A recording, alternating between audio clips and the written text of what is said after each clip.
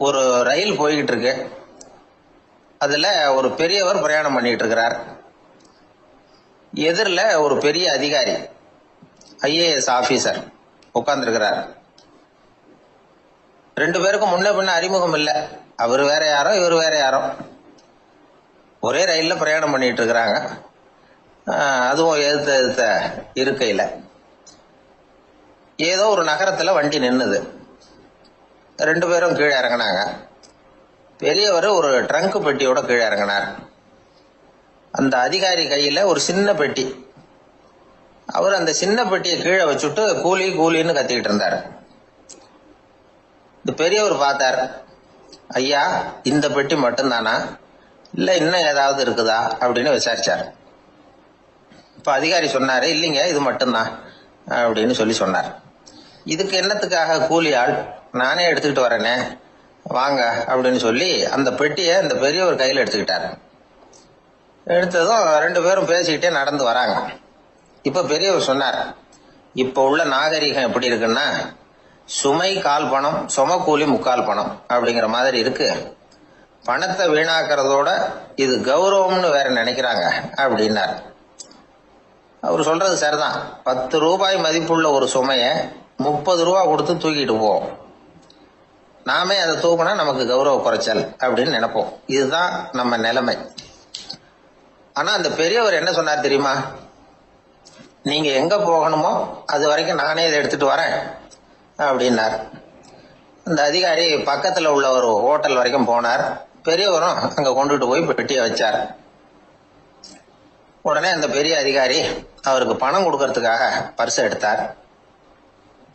உடனே இவரு, ஐயா எனக்கு கூலி எதுவும் வேணாம், உங்களுக்கு சேவை செய்யறது என்னுடைய கடமை. நான் இந்த சேவையை செய்தது பணத்துக்காக இல்லை, அன்புக்காக அப்படின்னு சொல்லிவிட்டார். அதுக்கப்புறம் அவர் நன்றினார். ரெண்டு பேரும் பிரிஞ்சுட்டாங்க. இது முடிஞ்சது. அன்னைக்கு சாயந்தரம் அங்க ஒரு பெரிய கூட்டம் நடக்குது. இந்த அதிகாரியும் அந்த கூட்டத்துக்கு போறார். மக்கள் கூட்டம் ரொம்ப அதிகம். அதனால இந்த அதிகாரியும் ஒரு ஓரமா உட்காந்துக்கிட்டார். அப்புறம் கொஞ்ச நேரத்துல இந்த முக்கிய விருந்தினர் பேசுறதுக்காக வரார் மேடைக்கு. மேடையில இருந்த பெரியவங்க எல்லாம் எழுந்திருச்சு நின்று அவருக்கு மாலை போட்டு மரியாதை செய்யறாங்க. எங்கேயோ ஒரு மூலையில உட்கார்ந்து இருந்தாரு அதிகாரி. அவரு இதை கவனிச்சார். அவருக்கு ரொம்ப ஆச்சரியம், அதிர்ச்சி. ஏன்னா அங்க பேச வந்த முக்கிய விருந்தினர் வேற யாரும் இல்ல, இன்னைக்கு காலையில இவர் பெட்டியை தூக்கிட்டு வந்தாரு பெரியவர், அவர் தான். சரி, அந்த பெரியவர் யார் தெரியுமா, அவர் தான் ஈஸ்வர சந்திர வித்யாசாகர். கூட்டம் முடிஞ்சது. அதிகாரி அவரை தேடி ஓடினார். அவர் கைகளை பிடிச்சுக்கிட்டார். ஐயா என்ன மன்னிச்சுருங்க அப்படின்னாரு. அப்புறம் சொன்னார், அகங்காரம்ங்கிற கெட்ட புத்தி தான் உண்மைய கண்கள்ல இருந்து மறைக்குது. அகங்காரம் தான் மனுஷனை அழிக்குது. நீங்க ரொம்ப பெரிய மனிதர், இருந்தாலும் மனிதத்தன்மையோட நடந்துக்கிறீங்க. இந்த அன்பு, தயவு, பொறுமை இதெல்லாம் இல்லைன்னா மனிதனாக இருக்கிறதுல என்ன பிரயோஜனம் அப்படின்னு சொல்லிவிட்டு அந்த அதிகாரி போனாராம். மனிதத்தன்மைன்னா என்ன அப்படிங்கிற கேள்விக்கு இந்த பெரியவர் ஒரு உதாரணம். இப்பெல்லாம் அப்படியா இருக்கிறாங்க. ஒரு பெரியவர் ஒரு பெட்டியை தூக்கிட்டு வந்துகிட்டு இருக்கிறார். ஒரு இளைஞன் ஓடி வந்தான். கொடுங்க சார், நான் தூக்கிட்டு வரேன்னா. கொடுத்தார்.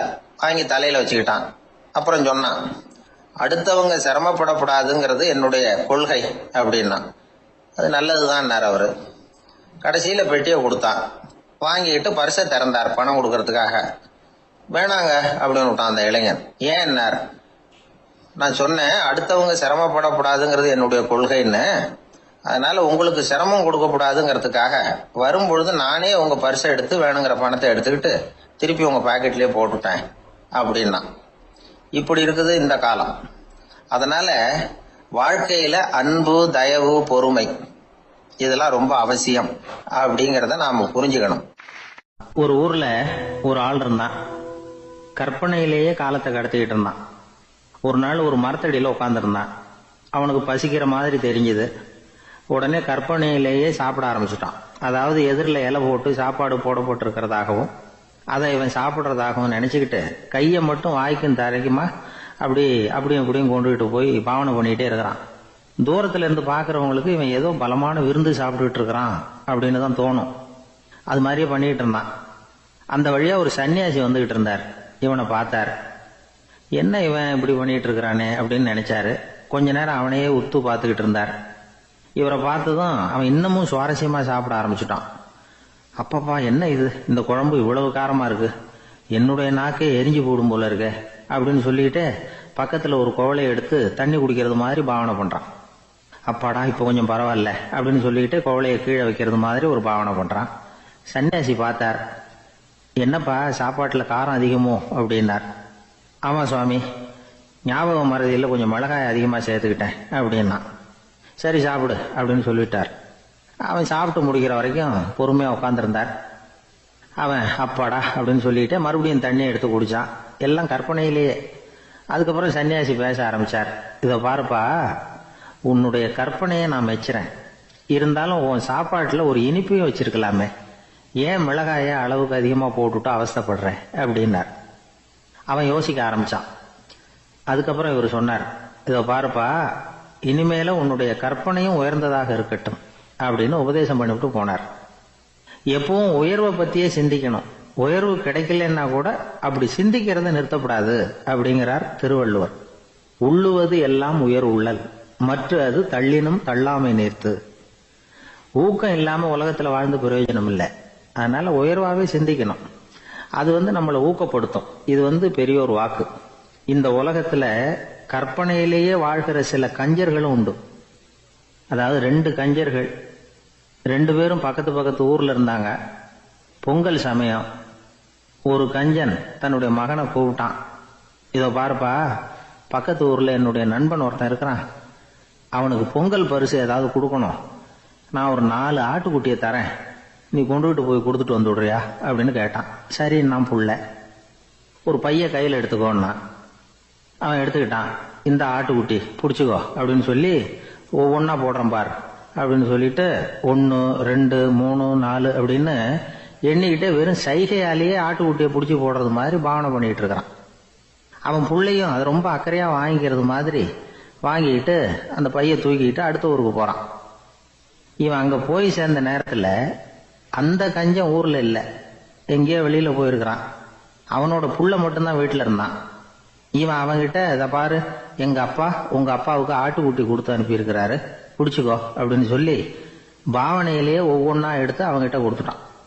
அவனும் வாங்கிட்டான் வாங்குறது மாதிரி. அப்புறம் சொன்னான், சரிப்பா நானும் பதிலுக்கு ஏதாவது ஒன்னுகிட்ட கொடுக்கணும் இல்லையா, அதனால அந்த பைய புடி, ஒரு 10 எலுமிச்சம்பழம் தரேன், பதிலுக்கு அதை நீ எடுத்துட்டு போ அப்படின்னு சொல்லி கையாலேயே ஒவ்வொன்னா எடுத்து போடுறது மாதிரி பாவனை பண்ணிவிட்டான். அவனும் ரொம்ப நன்றி அப்படின்னு சொல்லிவிட்டு அதை வாங்கிட்டு போயிட்டான். கொஞ்ச நேரம் கழிச்சு வெளியில போயிருந்த அப்பங்காரன் திரும்பி வந்தான். உள்ள சொன்னான், அப்பா உன்னோட நண்பர் அவருடைய மகன் மூலமா உனக்கு 6 ஆட்டுக்குட்டி கொடுத்து அனுப்பியிருந்தார், நானும் பதிலுக்கு ஒரு 10 எலுமிச்சம்பழம் கொடுத்து அனுப்பியிருக்கிறேன் அப்படின்னா. எப்படிடா கொடுத்தேன்னு கேட்டார் அப்பா. இப்படிதான் கொடுத்தேன்னு சொல்லி சைகையிலேயே காட்டினான். இதை பார்த்ததும் அப்பங்காரனுக்கு பயங்கரமா கோபம் வந்துட்டுது. பலார்னு அரைஞ்சுட்டான் பையனு. ஏன்பா அரைஞ்ச, 10 எலுமிச்சம்பழம் கொடுத்துட்டேனே அப்படிங்கிறதுக்காகவா அப்படின்னு கேட்டான். அது கூட பரவாயில்ல, நீ காட்டுற சைகையை பார்த்தா ஆரஞ்சு பழம் சைஸுக்கு இருக்குதே, அவ்வளவு பெருசா ஏன் கொடுத்த, அதுதான் எனக்கு கோபம் அப்படி. ஒருத்தர் சிகரெட்டும் கையுமா வந்தார். சார், இந்த புகைப்பிடிக்கிற பழக்கத்தை நிறுத்தி போடணும்னு தான் பாக்கிறேன், முடியலன்னார். புகைப்பிடிக்கிறத நிறுத்துறது ரொம்ப சுலபம் சார் அப்படின்னார் இன்னொருத்தர். எப்படி சொல்றீங்கன்னு கேட்டார் அவரு. நான் கூட ஏற்கனவே 10 தடவை அந்த பழக்கத்தை நிறுத்தி இருக்கிறேன் சார் அப்படின்னார் இவர். இதுல இருந்து என்ன தெரியுது, புகைப்பழக்கத்தை திடீர்னு விட்டு விடுறதுங்கிறது ரொம்ப கஷ்டம்னு தெரியுது. இருந்தாலும் இது சம்பந்தமான ஆராய்ச்சி, அனுபவம், இது 2ஐயும் அடிப்படையா வச்சு சில வழிமுறைகளை சொல்றாங்க. அதாவது புகைப்பிடிக்கிறத நிறுத்துறதுக்கு 10 வழிகள் உண்டு அப்படின்னு சொல்றாங்க. அது என்னங்கிறத தெரிஞ்சுக்கிட்டா உபயோகப்படுதான்னு பார்க்கலாமே. முதல் கருத்து என்னன்னா, கொஞ்ச நாளைக்கு புகைப்பிடிக்கிற நண்பர்களை விட்டு விலகி இருக்கணும். இதனால புகைப்பிடிக்கிற ஆசை குறையும், அந்த பழக்கத்தை மறுபடியும் ஆரம்பிக்கப்படாதுங்கிற எண்ணம் உறுதிப்படும். 2வது கருத்து, புகைப்பிடிக்கிறதை எதிர்த்து தீவிரமா பிரச்சாரம் செய்ய ஆரம்பிச்சிடணும். அது அடுத்தவங்களுக்கும் உபயோகப்படும், உங்களுக்கும் உபயோகப்படும். உங்க உள்ளுணர்வை அது தூண்டும், உங்களை உறுதி கொள்ள வைக்கும். 3வது கருத்து என்னன்னா, தினமும் 2 தடவை குளிக்கணும். எப்படி தெரியுமா, முதல்ல வெது வெதுப்பான தண்ணீர், அப்புறம் குளிர்ந்த தண்ணீர், இப்படி மாறி மாறி குளிக்கணுமா. 4வது கருத்து, உடற்பயிற்சிகள் செய்யணும். மூச்சு வாங்குற மாதிரியான பயிற்சிகள் ரொம்ப நல்லதான். பிராணாயாமம் அப்படிங்கிற மூச்சு பயிற்சி ரொம்ப நல்லதுங்கிறாங்க. அப்புறம் 5வது கருத்து, சாப்பாடு மிதமா இருக்கணும், சீரா இருக்கணும். பச்சை காய்கறிகள், பழங்கள் சாப்பாட்டில் சேர்த்துக்கலாம். அடிக்கடி கொஞ்சம் கொஞ்சமா சாப்பிட்டு ரத்தத்துல சர்க்கரையின் அளவை பராமரிக்கணும். இது நரம்புகளை அமைதிப்படுத்தும். 6வது கருத்து என்னன்னா, ரொம்ப நேரம் பசியோட இருக்கக்கூடாது. புகைப்பிடிக்கிறத நிறுத்த முயற்சி செய்யும் பொழுது எடை குறைப்பு நடவடிக்கைகளை மேற்கொள்ளக்கூடாது. 7வது கருத்து, காப்பி, தேநீர், மதுபானம், அப்புறம் போதைப் பொருள்கள் கலந்த உணவுகள் இதெல்லாம் வேணாம். புகைப்பிடிக்கிறத அதெல்லாம் ஊக்கப்படுத்தும். கடுகு, மிளகு, அப்புறம் காரமான பொருள்களை தவிர்க்கணும். உப்பு அளவை குறைக்கணும். தினமும் 10 குவளை தண்ணீராவது குடிக்கணும். வெறும் தண்ணி புகைப்பிடிக்கிற ஆவலை தணிக்குதான். 8வது கருத்து, கையில சிகரெட்டு, புகையில ஏதாவது இருந்தா உடனே தூக்கி எறிஞ்சிருங்க. அது கையில் இருக்கிற வரைக்கும் புகைப்பிடிக்கிற ஆசை வந்துகிட்டே இருக்கும். 9வது கருத்து என்னன்னா, இறை நம்பிக்கை உள்ளவங்க புகைப்பிடிக்கிற எண்ணம் வர்றப்போவெல்லாம் பிரார்த்தனை செய்ய ஆரம்பிச்சுடலாம். 10வது கருத்து, உங்களுக்கு ரொம்பவும் வேண்டியவங்க யாரோ அவங்க கிட்ட எல்லாம் நீங்க புகைப்பிடிக்கிறத நிறுத்தி விட்டதா சொல்லிவிடுங்க. இந்த 10 வழிகளையும் கடைபிடிக்க ஆரம்பிச்சுட்டா புகைப்பிடிக்கும் பழக்கத்தை நிறுத்தி விடலாம் அப்படின்னு சொல்றாங்க அனுபவப்பட்டவங்க. முயற்சி பண்ணி பார்க்கலாம். ஒரு முக்கியமான இடத்துல நின்றுகிட்டு இருந்தார் ஒருத்தர். அங்க இன்னொருத்தர், ஏன் சார் இந்த இடத்துல சிகரெட் பிடிக்கலாமா அப்படின்னு அனுமதி கேட்டார். இந்த இடத்துல சிகரெட் பிடிக்க கூடாதுங்க அப்படின்னாரு இவர். நீங்க இப்படி சொல்றீங்க, ஆனா இந்த இடத்துல கீழே நிறைய சிகரெட் துண்டுகள் கிடக்குது, அவங்கெல்லாம் யாரு? அவங்கெல்லாம் உங்க மாதிரி என்கிட்ட அனுமதி கேட்காதவங்க அப்படின்னாரா இவர். ஒரு பெரிய தத்துவ சிந்தனையாளர் இருந்தார், சுவாங்சு அப்படின்னு பேரு. அவருடைய மனைவி ஒரு நாள் திடீர்னு காலமாயிட்டாங்க. ஐயோ பாவம், அவர் ரொம்ப வருத்தப்படுவார், போய் ஆறுதலா 4 வார்த்தை பேசிவிட்டு வரலாம் அப்படின்னு நினைச்சுக்கிட்டு நிறைய பேர் அவரை தேடிட்டு வந்தாங்களாம். வந்தவங்களுக்கு ஆச்சரியம், ஏன்னா இவர் வருத்தப்பட்டுக்கிட்டு இருப்பார் அப்படின்னு தானே எதிர்பார்த்தாங்க. அப்படி இல்லை, தாளம் போட்டுக்கிட்டு உட்காந்துருக்கிறார். தாளத்துக்கு தகுந்த மாதிரி பாட்டு வேற பாடிக்கிட்டு இருக்கிறார். என்ன மனுஷன் அவரு, கொஞ்சம் கூட கவலை இல்லாம இப்படி இருக்கிறாரு அப்படின்னு நினைச்சாங்க. ஒருத்தர் துணிஞ்சு அவர்கிட்ட கேட்டுவிட்டார், என்னங்க இது இப்படி அப்படின்னு. அதுக்கு அவர் என்ன சொன்னார் தெரியுமா? இதை பாருங்க, என்னுடைய மனைவி பிறக்கிறதுக்கு முன்னாடி அவளுக்கு உயிரும் கிடையாது, உடலும் கிடையாது. அதுக்கு பிறகுதான் உயிர் வந்தது, உடல் வந்தது, அந்த உருவம் வந்தது. இப்ப என்ன ஆச்சு? அந்த உருவமும் உயிரும் போயிட்டுது, அவ்வளவுதானே. வந்தது போயிட்டுது. இளவேனில் காலம், இலையுதிர் காலம், பனிக்காலம், இப்படி பருவங்கள் மாறி மாறி வருது இல்லையா? அது மாதிரி பிறப்பும் இறப்பும் மாறி மாறி வருது. இது இயற்கை. இதுக்காக அழுதா அது எப்படி அப்படின்னாராம். ஞான தெளிவு அடைஞ்சவங்களுக்கு எல்லாமே சுகம்தான். திருவள்ளுவரும் அதைத்தான் சொல்றார், உறங்குவது போலும் சாக்காடு, உறங்கி விழிப்பது போலும் பிறப்பு. தூங்கறதுக்கெல்லாம் நாம வருத்தப்பட்டுக்கிட்ட இருக்கிறோமா? இன்னைக்கு தூங்க வேண்டியிருக்குதே, இன்னும் கொஞ்சம் நேரத்தில் நான் தூங்க வேண்டியிருக்கு அப்படின்னு சொல்லி யாராவது அழுதுகிட்டு இருப்பாங்களா?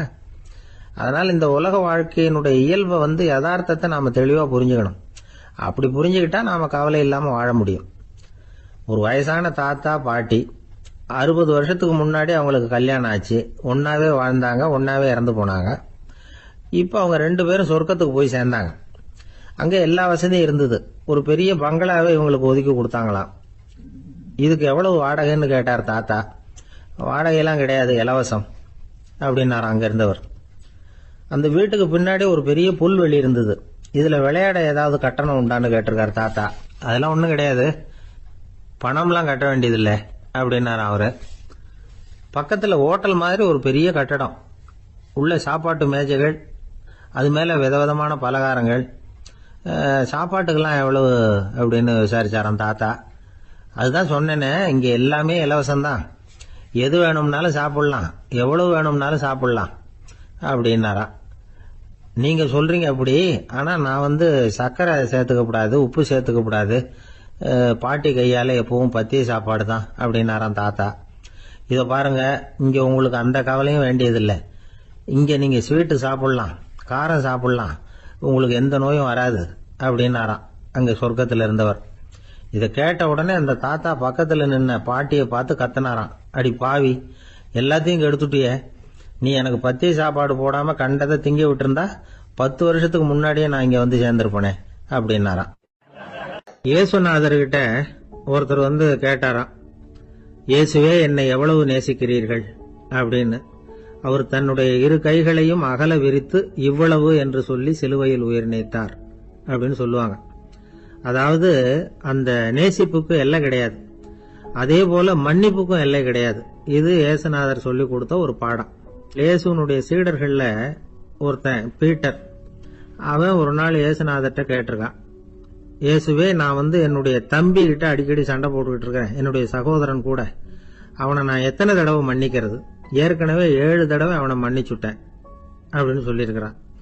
அப்போ இயேசு சொன்னாராம், மன்னிக்கிறதுக்கு எத்தனை தடவைங்கிற கணக்கெல்லாம் கிடையாது, எத்தனை தடவை உன்னுடைய சகோதரன் உன்னை கோபப்படுத்துகிறானோ அத்தனை தடவை நீ மன்னிக்கிறதுக்கும் தயாரா இருக்கணும், அதுதான் அப்படின்னு சொன்னாராம். அப்ப இவனுக்கு ஒன்னும் புரியல, இது என்ன அவன் தப்பு பண்ணிக்கிட்டே இருப்பான், நாம மன்னிச்சுக்கிட்டே இருக்கிறதா அப்படிங்கறது மாதிரி குழப்பமா இருந்திருக்கிறான். அப்போ இயேசுநாதர் தன்னுடைய சீடன் பீட்டர் கிட்ட ஒரு கதை சொன்னாராம். அந்த கதை இன்றைக்கு நாம எல்லாரும் சிந்தித்து பார்க்க வேண்டிய ஒரு கதை. அதாவது மன்னிப்பை விரும்புகிறவர்கள் மன்னிக்கவும் தயாராக இருக்க வேண்டும் அப்படிங்கிறது தான் அந்த கதையினுடைய தத்துவம். அந்த இயேசுநாதர் சொன்ன கதை என்னன்னா, ஒரு மன்னர் இருந்தார். அவர் ஒரு நாள் அரண்மனையில் உட்கார்ந்து கணக்கு வழக்குகள்லாம் பார்த்துக்கிட்டு இருந்தார். நம்ம அரண்மனையிலிருந்து யார் யார் அரசாங்க கடன் வாங்கியிருக்கிறாங்க, யார் யார் திருப்பி செலுத்தி இருக்கிறாங்க அப்படிங்கிற விவரத்தை எல்லாம் பார்த்துக்கிட்டு இருந்தார். அப்போதான் புரிஞ்சது, அந்த அரண்மனையில வேலை செய்யற ஒருத்தனே அரசாங்க கடன் ஒரு வாங்கியிருக்கிறான். எவ்வளவு? 10,000 பொற்காசுகள் வாங்கியிருக்கான் கடன். இந்த 10,000 பொற்காசுகளை திருப்பி செலுத்தல அரசாங்கத்துக்கு. இது மன்னர் கவனத்துக்கு வந்தது. உடனே நம்ம அரண்மனையில இருக்கிறவனே அரசு கடன் வாங்கி திருப்பி செலுத்தாம இருக்கான், அவனை கூப்பிட்டு வாங்கன்னு சொல்லி கூப்பிட்டுட்டு வந்தாங்களாம். விசாரிச்சிருக்கிறாங்க, என்னப்பா நீ எவ்வளவு ஒண்ணு? ஆமாங்க, 10,000 பொற்காசுகள் வாங்கியிருக்கிறேன், இன்னும் திருப்பி கட்டலன்னு இருக்கான். உடனே அவர் மன்னர் சொல்லியிருக்கிறாரு, நம்ம சட்டத்திட்டப்படி நீ உடனே பணத்தை திருப்பி கட்டிடு, அப்படி உன்னால கட்ட முடியலன்னா உன்னுடைய வீடு வாசல் சொத்து சுகம் எல்லாத்தையும் வித்து அந்த பணத்தை அரசு கருவூலத்துல சேர்த்துக்கிறதுக்கு நானே ஏற்பாடு பண்ணிடுறேன் அப்படின்னு அந்த மன்னர் சொன்னாராம். இவன் அப்படியே அதிர்ச்சி ஆயிட்டான், அப்படியே பொத்துன்னு காலில் விழுந்தானா, மன்னா என்ன மன்னிச்சுங்க, என்னால முடியல, எனக்கு மன்னிப்பு கொடுங்க அப்படின்னு இருக்கான். உடனே அவர் எழுந்திருச்சு, சரி நீ மன்னிப்பு கேட்டுட்ட, அதனால உன்னை மன்னிக்கிறேன், நீ பணம் கட்ட வேண்டாம் அப்படின்னு சொல்லி அந்த மன்னர் அவனை விட்டுட்டாராம். பணத்தையும் தள்ளுபடி பண்ணிட்டார், நீ திருப்பி கட்ட வேண்டாம். இவனுக்கு ரொம்ப மகிழ்ச்சி, அதனால ரொம்ப உல்லாசமா வந்துட்டு இருக்கிறான். தெருவில் வந்துகிட்டு இருக்கிறப்ப இவங்கிட்ட கடன் வாங்கின ஒருத்தன் எதுக்கு வந்துகிட்டு இருக்கான். அவன் இவங்கிட்ட ஒரு 100 பொற்காசுகள் கடன் வாங்கியிருக்கான். அவன் வந்தான், இவன் போய் அவன் சாட்டையா பிடிச்சிக்கிட்டான், நீ எப்படா என் கடனை திருப்பி கொடுக்க போறேன்னு. அவன் இப்ப முடியல, கொஞ்சம் பொறுத்துக்கா, அப்புறம் தரேன் இருக்கான். அதெல்லாம் முடியாது, நீ கொடுத்துதான் ஆகணும் அப்படின்னு இவன் புடிவமா சொல்றான். இப்ப நிலைமையை பாருங்க, இவன் ஏற்கனவே 10,000 பொற்காசுகள் அரசாங்கத்துல கடன் வாங்கினா அதுக்கு மன்னிச்சு விட்டுட்டாரு இவனை. ஆனா இவன் இன்னொருத்தனை மன்னிக்கிறதுக்கு தயாரா இல்ல. இவங்கிட்ட கடன் வாங்கின இன்னொருத்தன் 10 பொற்காசுகள், அவனை மன்னிக்க தயாரா இல்ல. அவனை கொண்டு போய் நீதிமன்றத்துல கொண்டு போய் நிறுத்தி தண்டனை வாங்கி கொடுத்துட்டான். நீதிபதி என்ன சொன்னாரு, அந்த இவன் வாங்கின பொற்காசுகளை திருப்பி கட்டுற வரைக்கும் ஜெயில இருக்கணும்ங்கிறது தீர்ப்பு. ஆனா உடனே அரசர் காதுல விழுந்தது. சொல்லிட்டாங்க, உங்ககிட்ட மன்னிப்பு வாங்கிட்டு போனானே ஒருத்தன், அவன் இன்னொருத்தனை மன்னிக்கிறதுக்கு தயாரா இல்ல, அவனை கொண்டு போய் ஜெயில அடைச்சுட்டான் அப்படின்னு. உடனே மன்னர் பார்த்தார், இவனை மறுபடியும் கூப்பிட்டு வர சொன்னார். தபாரப்பா, நான் உன்னை மன்னிச்சு விட்டேன், ஆனா நீ இன்னொருத்தனை மன்னிக்கிறதுக்கு தயாரா இல்ல, அதனால என்னுடைய தீர்ப்பையும் மாத்துறேன், நீயும் அரசு கடன் தீர்ற வரைக்கும் ஜெயில தான் இருக்கணும் அப்படின்னு சொல்லி ஜெயிலுக்கு அனுப்பிச்சுட்டாராம். இப்படி ஒரு கதையை இயேசுநாதர் தன்னுடைய சீடருக்கு சொன்னதாக ஒரு வரலாறு. அது என்ன, அதுல இருந்து நாம புரிந்து கொள்ள வேண்டியதுன்னா, நாம மன்னிக்கப்படணும்னு நாம விரும்புறோம்னா நாம இன்னொருத்தரை மன்னிக்கிறதுக்கு தயாரா இருக்கணும். அதனால நாம இன்னொருத்தரை யாரையும் மன்னிக்க மாட்டோம், ஆனா என்ன இன்னொருத்தர் மன்னிக்கணும் அப்படிங்கறது மாதிரி செய்யக்கூடாதுன்னு சொல்லுவாங்க. அது மாதிரி நாம இப்ப இது தப்பா புரிஞ்சுக்கிறவங்களும் இருக்கிறாங்க. பாவம் மன்னிப்புங்கிறதுலாம் எதுக்குன்னா, அதாவது மறுபடியும் பாவம் செய்யாம இருக்கிறதுக்காக தான். அதான் மன்னிக்கிறாரே அப்படிங்கறதுக்காக மறுபடியும் பாவம் பண்ணிட்டு இருக்கிறது இல்ல. அதான் ஒருத்தர் கேட்டாராம், பாவத்திலிருந்து மன்னிப்பு கிடைக்கணும்னா நீ என்ன செய்யணும் அப்படின்னு கேட்டிருக்காரு. அதுக்கு அவன் சொல்லியிருக்கிறான், நான் முதல்ல பாவம் செய்யணும், அப்பதானே மன்னிப்பு கிடைக்கும் அப்படின்னு நானா. இப்படிப்பட்டவர்கள் தான் இன்னைக்கு உலகத்துல அதிகமா இருக்கிறாங்க. அதனால இந்த மன்னிப்பின் மகத்துவம்ங்கிறது இயேசுநாதர்ட்ட இருந்து தான் நாம புரிஞ்சுக்கணும். அந்த இயேசு சொன்ன அந்த மன்னிக்கிற மனோபாவம் இருந்தால் இன்னைக்கு உலகம் பூராவும் அமைதி பூங்காவாக இருக்கும். அதுல ஒன்றும் ஆச்சரியமே இல்லை, அதுல ஒன்றும் சந்தேகமும் இல்லை. அதனால மன்னிக்கிற மனோபாவத்தை நாம எல்லாரும் நமக்குள்ளே வளர்த்து கொள்ள வேண்டும் அப்படிங்கிறது தான் நாம இன்றைக்கு எல்லோரும் சிந்தித்து பார்க்க வேண்டிய ஒரு செய்தி. அந்த காலத்துல எல்லாம் படிக்கிறதுங்கிறது எப்படி தெரியுமா? குருகுல வாசம் செஞ்சு படிக்கணும். ஆசிரியருங்கிறவர் ஆசிரமத்தில் இருப்பார். அங்க போய் அவருக்கு தொண்டுகள் செய்யணும். துணிகள்லாம் துவைச்சு போடணும். தூங்கும்போது காலை பிடிச்சி விடணும். புழுக்கமா இருந்தா விசிறி மட்டை எடுத்து விசிறணும். அப்படியே அப்பப்ப அவர் சொல்லி கொடுக்குற பாடத்தையும் கத்துக்கணும். அவர் சொல்லி கொடுக்குற பாடங்களை ஓலைச்சுவடிகள்ல எழுதிக்கணும். இதுதான் குருகுல வாசம்ங்கிறது. இப்ப மாதிரிலாம் கிடையாது. ஆக குருகுல வாசம்ங்கிறது மனசையும் பண்படுத்தும், அறிவையும் பண்படுத்தும். அப்படி ஒரு பயிற்சி அது. அந்த காலத்துல பஞ்சபாண்டவர்கள் ஒரு குருகுலத்துல படிக்க போனாங்களாம். ஏற்கனவே அங்க ஒரு 15 பேர் இருந்திருக்கிறாங்க. இவங்களையும் சேர்த்து மொத்தம் 20 பேர். எல்லாரும் ரொம்ப ஆர்வத்தோட அங்க தங்கி படிச்சுக்கிட்டு இருக்கிறாங்க. 2 வருஷம் ஓடி போச்சு. எல்லாரும் ஊருக்கு திரும்ப வேண்டிய நேரம். ஆசிரியர் ஒவ்வொருத்தரா கூப்பிட்டார். இது வரைக்கும் என்ன கத்துக்கிட்ட அப்படின்னு கேட்டார். அவங்க தாங்கள் எழுதி வச்சிருந்ததை சொன்னாங்க, கத்துக்கிட்டதை சொன்னாங்க. அங்க படிக்க வந்தவங்க எல்லாருமே புத்திசாலிகள். அது மட்டும் இல்ல, பல பேர் அரச குடும்பத்தை சேர்ந்தவங்க, இளவரசர்களாக வேற இருக்கிறவங்க.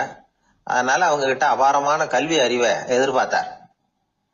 ஒருத்தன் வந்தான், தான் எழுதி வச்சிருந்த சரித்திர பாடம் பூராவையும் படிச்சு காட்டினான். இன்னொருத்தன் வந்தான், தான் எழுதி வச்சிருந்த பூகோள பாடம் பூராவையும் படிச்சு காட்டினான். இப்படி ஒவ்வொருத்தரா வந்து அவங்க படிச்சது என்னங்கிறத படிச்சு காட்டிட்டு போனாங்க. கடைசியா தர்மர் வந்தார். பேசாம நிக்கிறார். தன் கையில் இருந்த ஓலைச்சுவடி கேட்டா அவர் பிரிக்கவே இல்லை. ஆசிரியர் இவர்கிட்ட தான் அதிகமா எதிர்பார்த்தார். ஆனா இவரும் பேசாம நின்றுட்டு இருக்கிறார்.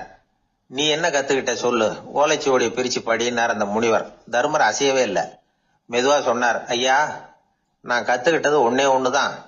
அதுதான் வாழ்க்கையில எனக்கு ரொம்ப முக்கியமான பாடமா அமையும் அப்படின்னார். என்னது, என்கிட்ட 2 வருஷ காலமா படிச்சு விட்டு கடைசியில கத்துக்கிட்டது ஒன்னே ஒண்ணுதானா அப்படின்னார் முனிவர். அவருக்கு ஒன்னும் புரியல. மற்ற மாணவர்களை விட இவர் பண்புகள்ல உயர்ந்தவர், அறிவுல சிறந்தவர், வயசுல முதிர்ந்தவர். இவரே இப்படி சொன்னா மத்தவங்க நிலைமை என்னத்துக்கு ஆறுது? அவங்க ரொம்பவும் கெட்டு போயிடுவாங்களே அப்படின்னு அவர் யோசனை பண்ணார். தர்மா, நல்லா யோசனை பண்ணி பதில் சொல்லு. 2 வருஷமா நீ வந்து கத்துக்கிட்டது என்ன அப்படின்னு தானே நான் கேக்குறேன். அதை கொஞ்சம் யோசனை பண்ணி சொல்லுன்னாரு முனிவர் கொஞ்சம் கோபமா. தர்மர் முகத்துல எந்த மாறுதலுமே இல்லை. இல்லையா, 2 வருஷமா நான் கத்துக்கிட்ட முக்கியமான பாடம் ஒன்னே ஒண்ணுதான்னார். இப்போ அந்த முனிவருக்கு கோபம் அதிகமா வந்துடுச்சு. ஏன்பா, உனக்கு வெக்கமா இல்லையா? உன்னை விட வயசுல குறைஞ்சவங்க எவ்வளவு பாடம் கத்துக்கிட்டு இருக்கிறாங்க, எவ்வளவு விரிவா அவங்க படிச்சு காட்டினாங்க. நீயும் கூட நிறைய குறிச்சு வச்சிருக்கிற போல இருக்கு, அதை ஏன் பிரிச்சு படிக்க கூடாது அப்படின்னார். ஐயா, நான் சொல்றது உங்களுக்கு ஏமாற்றமா இருந்தா என்ன மன்னிக்கணும். நான் ரொம்ப முக்கியமா கத்துக்கிட்டு இருக்கிறது ஒன்னே ஒண்ணுதான், மத்த எதையும் சொல்றதுக்கு விரும்பலன்னார். மாணவர்கள்லாம் சிரிச்சுட்டாங்க. முனிவருக்கு கோபம் அளவுக்கு மீறி வந்துட்டு ஓங்கி அரைஞ்சு விட்டார் தர்மரை அவர் கண்ணத்துல. தர்மர் கண்ணை செவந்து போட்டுது, கண்கள் கலங்கி போச்சு. ஆனாலும் அவர் அமைதியை இழக்கல, தலை குனிஞ்சு நிக்கிறார். இவருடைய புடிவாதம் முனிவருக்கு இன்னும் ஆத்திரத்தை உண்டாக்கி விட்டது. இன்னொரு கண்ணத்திலே அரைஞ்சார். எல்லாரும் பயந்து போய் அமைதியா நின்றுட்டு இருக்கிறாங்க.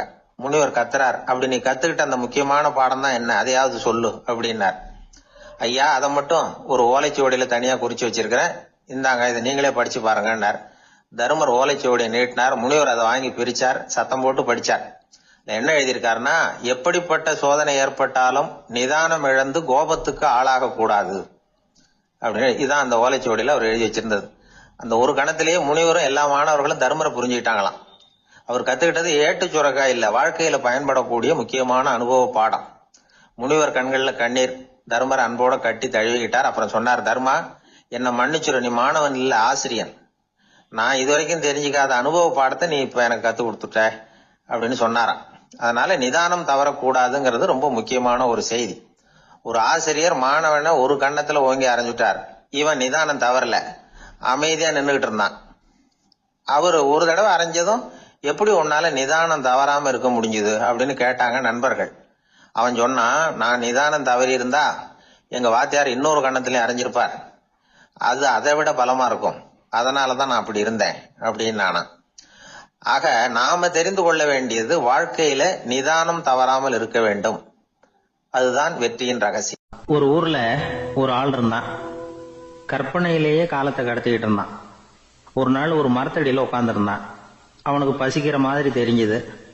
உடனே கற்பனையிலேயே சாப்பிட ஆரம்பிச்சுட்டான். அதாவது எதிரில் இலை போட்டு சாப்பாடு போடப்பட்டிருக்கிறதாகவும், அதை இவன் சாப்பிட்றதாகவும் நினைச்சுக்கிட்டு கையை மட்டும் வாய்க்கும் தரைக்குமா அப்படியும் இப்படியும் கொண்டுகிட்டு போய் பாவனை பண்ணிக்கிட்டே இருக்கிறான். தூரத்துல இருந்து பாக்குறவங்களுக்கு இவன் ஏதோ பலமான விருந்து சாப்பிட்டுட்டு இருக்கிறான் அப்படின்னு தான் தோணும். அது மாதிரியே பண்ணிட்டு இருந்தான். அந்த வழியா ஒரு சன்னியாசி வந்துகிட்டு இருந்தார். இவனை பார்த்தார். என்ன இவன் இப்படி பண்ணிட்டு இருக்கிறானே அப்படின்னு நினைச்சாரு. கொஞ்ச நேரம் அவனையே உத்து பார்த்துக்கிட்டு இருந்தார். இவரை பார்த்ததும் அவன் இன்னமும் சுவாரஸ்யமா சாப்பிட ஆரம்பிச்சுட்டான். அப்பப்பா என்ன இது, இந்த குழம்பு இவ்வளவு காரமா இருக்கு, என்னுடைய நாக்கே எரிஞ்சு போடும் போல இருக்கு அப்படின்னு சொல்லிட்டு பக்கத்துல ஒரு குவளையை எடுத்து தண்ணி குடிக்கிறது மாதிரி பாவனை பண்றான். அப்பாடா இப்ப கொஞ்சம் பரவாயில்ல அப்படின்னு சொல்லிட்டு குவளையை கீழே வைக்கிறது மாதிரி ஒரு பாவனை பண்றான். சன்னியாசி பார்த்தார். என்னப்பா சாப்பாட்டுல காரம் அதிகமோ அப்படின்னார். ஆமா சுவாமி, ஞாபகம் மறதியில் கொஞ்சம் மிளகாய் அதிகமா சேர்த்துக்கிட்டேன் அப்படின்னா. சரி சாப்பிடு அப்படின்னு சொல்லிட்டார். அவன் சாப்பிட்டு முடிக்கிற வரைக்கும் பொறுமையா உட்காந்துருந்தார். அவன் அப்பாடா அப்படின்னு சொல்லிட்டு மறுபடியும் தண்ணி எடுத்து குடிச்சான். எல்லாம் கற்பனையிலேயே. அதுக்கப்புறம் சன்னியாசி பேச ஆரம்பிச்சார். இதை பாருப்பா, உன்னுடைய கற்பனையை நான் மெச்சுறேன். இருந்தாலும் உன் சாப்பாட்டுல ஒரு இனிப்பையும் வச்சிருக்கலாமே, ஏன் மிளகாய அளவுக்கு அதிகமா போட்டுட்டு அவஸ்தைப்படுறேன் அப்படின்னார். அவன் யோசிக்க ஆரம்பிச்சான். அதுக்கப்புறம் இவர் சொன்னார், இதை பாருப்பா, இனிமேல உன்னுடைய கற்பனையும் உயர்ந்ததாக இருக்கட்டும் அப்படின்னு உபதேசம் பண்ணிவிட்டு போனார். எப்பவும் உயர்வை பத்தியே சிந்திக்கணும். உயர்வு கிடைக்கலன்னா கூட அப்படி சிந்திக்கிறத நிறுத்தப்படாது அப்படிங்கிறார் திருவள்ளுவர். உள்ளுவது எல்லாம் உயர் உள்ளல், மற்ற அது தள்ளினும் தள்ளாமை நேர்த்து. ஊக்கம் இல்லாம உலகத்துல வாழ்ந்து பிரயோஜனம் இல்லை. அதனால உயர்வாவே சிந்திக்கணும். அது நம்மளை ஊக்கப்படுத்தும். இது பெரியோர் வாக்கு. இந்த உலகத்துல கற்பனையிலேயே வாழ்கிற சில கஞ்சர்களும் உண்டு. அதாவது 2 கஞ்சர்கள் 2 பேரும் பக்கத்து பக்கத்து ஊர்ல இருந்தாங்க. பொங்கல் சமயம் ஒரு கஞ்சன் தன்னுடைய மகனை கூப்பிட்டான். இதோ பாருப்பா, பக்கத்து ஊர்ல என்னுடைய நண்பன் ஒருத்தன் இருக்கிறான், அவனுக்கு பொங்கல் பரிசு ஏதாவது கொடுக்கணும். நான் ஒரு 4 ஆட்டுக்குட்டியை தரேன், நீ கொண்டுகிட்டு போய் கொடுத்துட்டு வந்து விடுறியா அப்படின்னு கேட்டான். சரி நான் புள்ள, ஒரு பைய கையில் எடுத்துக்கோன்னா. அவன் எடுத்துக்கிட்டான். இந்த ஆட்டுக்குட்டி பிடிச்சிக்கோ அப்படின்னு சொல்லி ஒவ்வொன்னா போடுறேன் பார் அப்படின்னு சொல்லிட்டு 1 2 3 4 அப்படின்னு எண்ணிக்கிட்டே வெறும் சைகையாலேயே ஆட்டுக்குட்டியை பிடிச்சி போடுறது மாதிரி பாவனை பண்ணிட்டு இருக்கிறான். அவன் பிள்ளையும் அது ரொம்ப அக்கறையா வாங்கிக்கிறது மாதிரி வாங்கிக்கிட்டு அந்த பைய தூக்கிக்கிட்டு அடுத்த ஊருக்கு போறான். இவன் அங்க போய் சேர்ந்த நேரத்துல அந்த கஞ்சன் ஊர்ல இல்ல, எங்கேயோ வெளியில போயிருக்கிறான். அவனோட புள்ள மட்டும்தான் வீட்டுல இருந்தான். இவன் அவன்கிட்ட, இதை பாரு, எங்க அப்பா உங்க அப்பாவுக்கு ஆட்டுக்குட்டி கொடுத்து அனுப்பியிருக்கிறாரு, பிடிச்சிக்கோ அப்படின்னு சொல்லி பாவனையிலேயே ஒவ்வொன்னா எடுத்து அவன்கிட்ட கொடுத்துட்டான். அவனும் வாங்கிட்டான் வாங்கறது மாதிரி. அப்புறம் சொன்னான், சரிப்பா நானும் பதிலுக்கு ஏதாவது ஒன்னுகிட்ட கொடுக்கணும் இல்லையா, அதனால அந்த பைய புடி, ஒரு 10 எலுமிச்சம்பழம் தரேன், பதிலுக்கு அதை நீ எடுத்துட்டு போ அப்படின்னு சொல்லி கையாலேயே ஒவ்வொன்னா எடுத்து போடுறது மாதிரி பாவனை பண்ணிவிட்டான். அவனும் ரொம்ப நன்றி அப்படின்னு சொல்லிவிட்டு அதை வாங்கிட்டு போயிட்டான். கொஞ்ச நேரம் கழிச்சு வெளியில போயிருந்த அப்பங்காரன் திரும்பி வந்தான். உள்ள சொன்னான், அப்பா உன்னோட நண்பர் அவருடைய மகன் மூலமா உனக்கு 6 ஆட்டுக்குட்டி கொடுத்து அனுப்பியிருந்தார், நானும் பதிலுக்கு ஒரு 10 எலுமிச்சம்பழம் கொடுத்து அனுப்பியிருக்கிறேன் அப்படின்னா. எப்படிடா கொடுத்தேன்னு கேட்டார் அப்பா. இப்படிதான் கொடுத்தேன்னு சொல்லி சைகையிலேயே காட்டினான். இதை பார்த்ததும் அப்பங்காரனுக்கு பயங்கரமா கோபம் வந்துட்டுது. பலார்னு அரைஞ்சுட்டான் பையனு. ஏன்பா அரைஞ்ச, 10 எலுமிச்சம்பழம் கொடுத்துட்டேனே அப்படிங்கிறதுக்காகவா அப்படின்னு கேட்டான். அது கூட பரவாயில்ல, நீ காட்டுற சைகையை பார்த்தா ஆரஞ்சு பழம் சைஸுக்கு இருக்குதே, அவ்வளவு பெருசா ஏன் கொடுத்த, அதுதான் எனக்கு கோபம் அப்படி. ஒரு ஊர்ல ஒரு மன்னர் இருந்தார். அவரு பக்கத்து தேசத்து மேல படையெடுக்கணும்னு நினைச்சுக்கிட்டு இருந்தார். அதையும் தன்னுடைய நாட்டோட சேர்த்துக்கணுங்கிற ஆசை. எப்போ படையெடுக்கலாம்னு யோசிச்சுக்கிட்டு இருந்தார். இப்படி யோசிச்சுக்கிட்டு இருந்த சமயத்துல ஒரு பெரியவர் அவரை தேடிட்டு வந்தார்.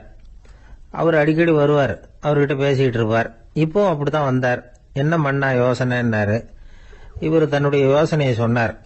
இந்த சமயத்துல மன்னருக்கு தாகம் எடுத்தது, தண்ணி குடிக்கணும் போல இருந்தது. உடனே அங்க இருந்த ஒரு அரண்மனை பணியாளரை கூப்பிட்டார். போய் கொஞ்சம் தண்ணி கொண்டு வாப்பா அப்படின்னார். அந்த பணியாளர் போனார், ஒரு கோலையில தண்ணி கொண்டு வந்தார். ராஜா கிட்ட நீட்டினார்.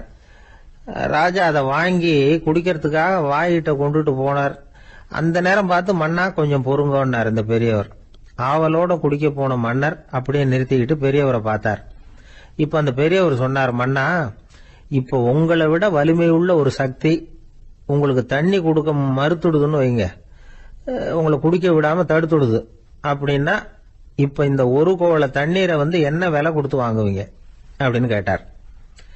இப்போ எனக்கு இருக்கிற தாகத்துக்கு என்னுடைய அரசாங்கத்துல பாதியையாவது கொடுத்து இந்த தண்ணியை வாங்கறதுக்கு தயங்க மாட்டேன்னார் அவர். சரி, இப்ப அந்த தண்ணியை குடிங்கன்னார் பெரியவர். மன்னர் ஆவலோடு அந்த தண்ணியை குடிச்சு முடிச்சார். அதுக்கப்புறம் கொஞ்ச நேரம் தன்னுடைய படையெடுப்பு பத்தி சொல்லிட்டு இருந்தார். கொஞ்ச நேரம் கழிச்சு மறுபடியும் இந்த பெரியவர் கேட்டார், மன்னா, இப்போ நீங்க ஒரு கோவள தண்ணீரை குடிச்சு முடிச்சுட்டீங்க. இப்ப அந்த தண்ணீர் உங்க உடம்ப விட்டு வெளியில வரக்கூடிய பாதை அடப்பட்டு போச்சு அப்படின்னு வச்சுங்க, அதை வெளியேற்றுவதற்காக நீங்க எவ்வளவு செலவழிப்பீங்க அப்படின்னு கேட்டார். மன்னர் யோசனை பண்ணார். அப்படி ஒரு நிலைமை ஏற்பட்டு போச்சுன்னா என்னுடைய அரசாங்கம் பூராவையும் அதுக்கு ஈடா தர்றதுக்கு கூட தயங்க மாட்டேன்னார்.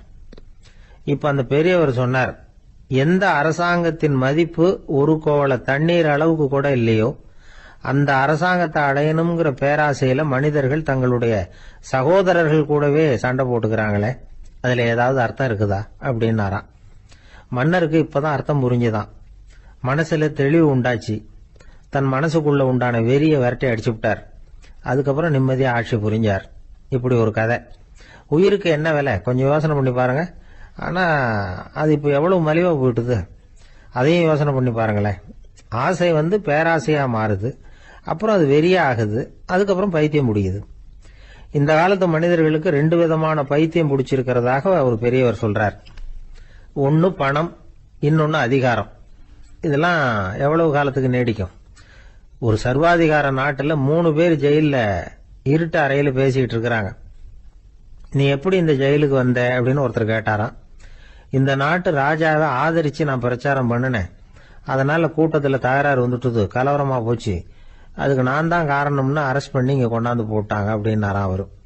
சரி, நீ எப்படி இங்க வந்த அப்படின்னு இன்னொருத்தரை பார்த்து கேட்டிருக்கார். நான் இந்த நாட்டு ராஜாவை எதிர்த்து பிரச்சாரம் பண்ணேன், அதனால கலவரம், அரெஸ்ட் பண்ணி கொண்டாந்து போட்டாங்கன்னார். சரிப்பா, நீ எப்படி அங்க வந்த அப்படின்னு 3வது ஆளை பார்த்து இவங்க கேட்டாங்களாம். இதுக்கு அந்த ஆள் மெதுவா வெளிச்சத்துக்கு நான் தான் இந்த நாட்டு ராஜா அப்படின்னா. ஒரு ஊர்ல ஒரு குரு இருந்தார், ஜென் குரு. அவரை தேடிட்டு ஒரு மன்னர் வந்தார். வந்தவர் ஜப்பான் மன்னர். தோட்டக்கலையை பத்தி தெரிஞ்சிட்டு போறதுக்காக அவர் வந்தார். எப்படி தோட்டம் அமைக்கிறது அப்படிங்கறத பத்தி அந்த குரு விவரமா சொல்லி கொடுத்தாரு. 1 நாள் 2 நாள் இல்ல, 3 வருஷம் கத்து கொடுத்தார். அதுக்கப்புறம் சொன்னார், நான் கத்து கொடுத்துட்டேன், இனிமே நீங்க போகலாம், போய் தோட்டம் அமைக்கலாம், அதுதான் உங்களுக்கு பரிசை. தோட்டம் அமைச்ச பிறகு சொல்லி அனுப்புங்க, நான் பாக்கிறேன். நீங்க இங்க என்னவெல்லாம் கத்துக்கிட்டீங்களோ அதையெல்லாம் அங்க செயல்முறையில செஞ்சு காட்டுங்க அப்படின்னு சொல்லி அனுப்பி வச்சார். மன்னர் போனார். அரண்மனைக்கு பக்கத்திலேயே ஒரு பெரிய தோட்டத்தை உண்டு பண்ணினார். அழகான மரங்களையும் செடிகளையும் உருவாக்கினாரு. கிட்டத்தட்ட 1000 தோட்டக்காரர்களை பயன்படுத்தி 3 வருஷங்கள் முயற்சி பண்ணி அந்த அழகான தோட்டத்தை உருவாக்கினார். குரு கிட்ட இருந்து செய்தி வந்தது, நாளைக்கு தோட்டத்தை பாக்கிறேன் அப்படின்னு. மன்னர் உடனே சுறுசுறுப்பாயிட்டார். முதல் நாளே தோட்டத்தை சுத்தப்படுத்தினார். ராத்திரி பூரா யாரும் தூங்கல. எல்லாருக்கும் தோட்டத்தை ஒழுங்குபடுத்துற வேலை. அது அந்தந்த இடத்துல ஒழுங்கா இருக்குதா அப்படின்னு சரி பார்த்தாங்க. ஒரு தவறும் இல்லாத வகையில அதை ஒழுங்குபடுத்தினாங்க. மறுநாள் குரு வந்தார், தோட்டத்தை பார்த்தார். அவருக்கு கோபம் வந்துட்டுது. மன்னருக்கு ஆச்சரியம், எப்பவும் சிரிச்சுக்கிட்டே இருக்கிறவர் இப்ப இப்படி இருக்கிறாரே அப்படின்னு. மெதுவா குரு கிட்ட போய், எல்லாம் சரியா தானே இருக்குது அப்படின்னார். எல்லாம் சரிதான், ஆனாலும் எங்கே அந்த பொன்னிற காற்று அப்படின்னார். உதிர்ந்த இலைகள், பொன் மஞ்சள் நிற இலைகள் காற்றில் அப்படி புரண்டு ஓடுவதை நான் பார்க்க முடியவில்லையே அப்படின்னாராம். அது இல்லாம இந்த தோட்டம் உயிரோட்டம் உள்ளதா இருக்காது, இதுல பாடல் இல்லை, ஆடல் இல்லை, அதெல்லாம் இல்லாம இந்த தோட்டம் ரொம்பவும் செயற்கையா தெரியுதுன்னாராம். மன்னர் இப்பதான் யோசனை பண்ணார். கீழே கிடந்த காஞ்சி போன இலைகள் மட்டும் இல்ல, மரத்துல இருந்த காஞ்சி போன இலைகளையும் அப்புறப்படுத்தி சுத்தமா வச்சிருக்கிறார். இறப்பும் வாழ்க்கையினுடைய ஒரு பகுதி தான். மரணம்ங்கிறது வாழ்க்கைக்கு எதிரானது அல்ல, அதை நிரப்பும் ஒரு பகுதி தான் அது. மரணம் இல்லையில் வாழ்க்கையே இல்லை அப்படிங்கிறது பெரியவங்க கருத்து. இப்ப அந்த தோட்டம் அழகாதான் இருக்குது, இருந்தாலும் அது ஒரு ஓவியம் மாதிரி உயிர் இல்லாமல் இருக்கு. குரு ஒரு வாளியை கையில எடுத்துக்கிட்டார். தோட்டத்தை விட்டு வெளியில போனார். ஏற்கனவே வீசி எறிந்த அந்த சருகுகளை எல்லாம் அள்ளி கொண்டுட்டு வந்தார். உள்ள எல்லா இடங்கள்லயும் அதை வீசினார். உடனே காத்து அந்த காய்ந்த சருகுகளையும் பழுத்த இலைகளையும் அசைக்க ஆரம்பிச்சுட்டுது. இப்போ அங்க சலசல சத்தம், சங்கீதம், இலைகளின் நடனம், ஓவியம் மாதிரி இருந்த அந்த தோட்டத்துக்கு இப்போ உயிர் வந்துட்டுது. இதுதான் அந்த பொன்னான காற்று அப்படின்னாராம் குரு. மன்னருக்கு புரிஞ்சுது. மிகப்பெரிய ஜென் கேள்வி ஒன்று உண்டு. உம்மான் அப்படிங்கிற ஒரு பெரிய குருவை பார்த்து துறவி ஒருத்தர் கேட்டாராம், இலைகள் எல்லாம் கீழே விழுந்து மரங்கள் மொட்டையாக இருக்கும் பொழுது என்ன நடக்கும்? இதுதான் கேள்வி. இதுக்கு உம்மான் சொன்ன பதில் பொன்னான காற்று, தி கோல்டன் விண்ட் அப்படின்னாராம். இதுக்கு என்ன விளக்கம்னா, உன்னுடைய எண்ணங்கள் எல்லாம் உன்னுடைய மனசிலிருந்து கீழே விழுந்து உனது உள்ளுணர்வானது மொட்டையாக நிற்கும் நிலைதான் அது. உனது வேர்களின் அருகில் காற்று வீசுகிறது. எல்லா எண்ணங்களும் உன்னிலிருந்து வெகு தூரத்துக்கு புரண்டு கொண்டே சென்று விடுகிறது. நீ அவற்றை கடந்து விட்டால் நீ அவைகளுக்கெல்லாம் மேலெழுந்து கீழே பார்ப்பவனைப் போல நிற்க ஆரம்பித்து விடுவாய். அதுதான் தியானம் என்பது அப்படின்னு சொல்றாங்க. தியானம்ங்கிறது எண்ணத்துக்கு எதிரானதில்லை. தியானம்ங்கிறது எண்ணங்களை கடந்து செல்வதுதான். அதுக்கப்புறம் நாம பொன்னிற காற்றுல ஆட ஆரம்பிச்சிருவோம். இதுதான் பெரியவர்கள் சொல்றது. என்கிட்ட ஒருத்தர் தோட்டம் அமைக்கணும்னு யோசனை கேட்டு வந்தார். எல்லாம் சொல்லி கொடுத்தேன்.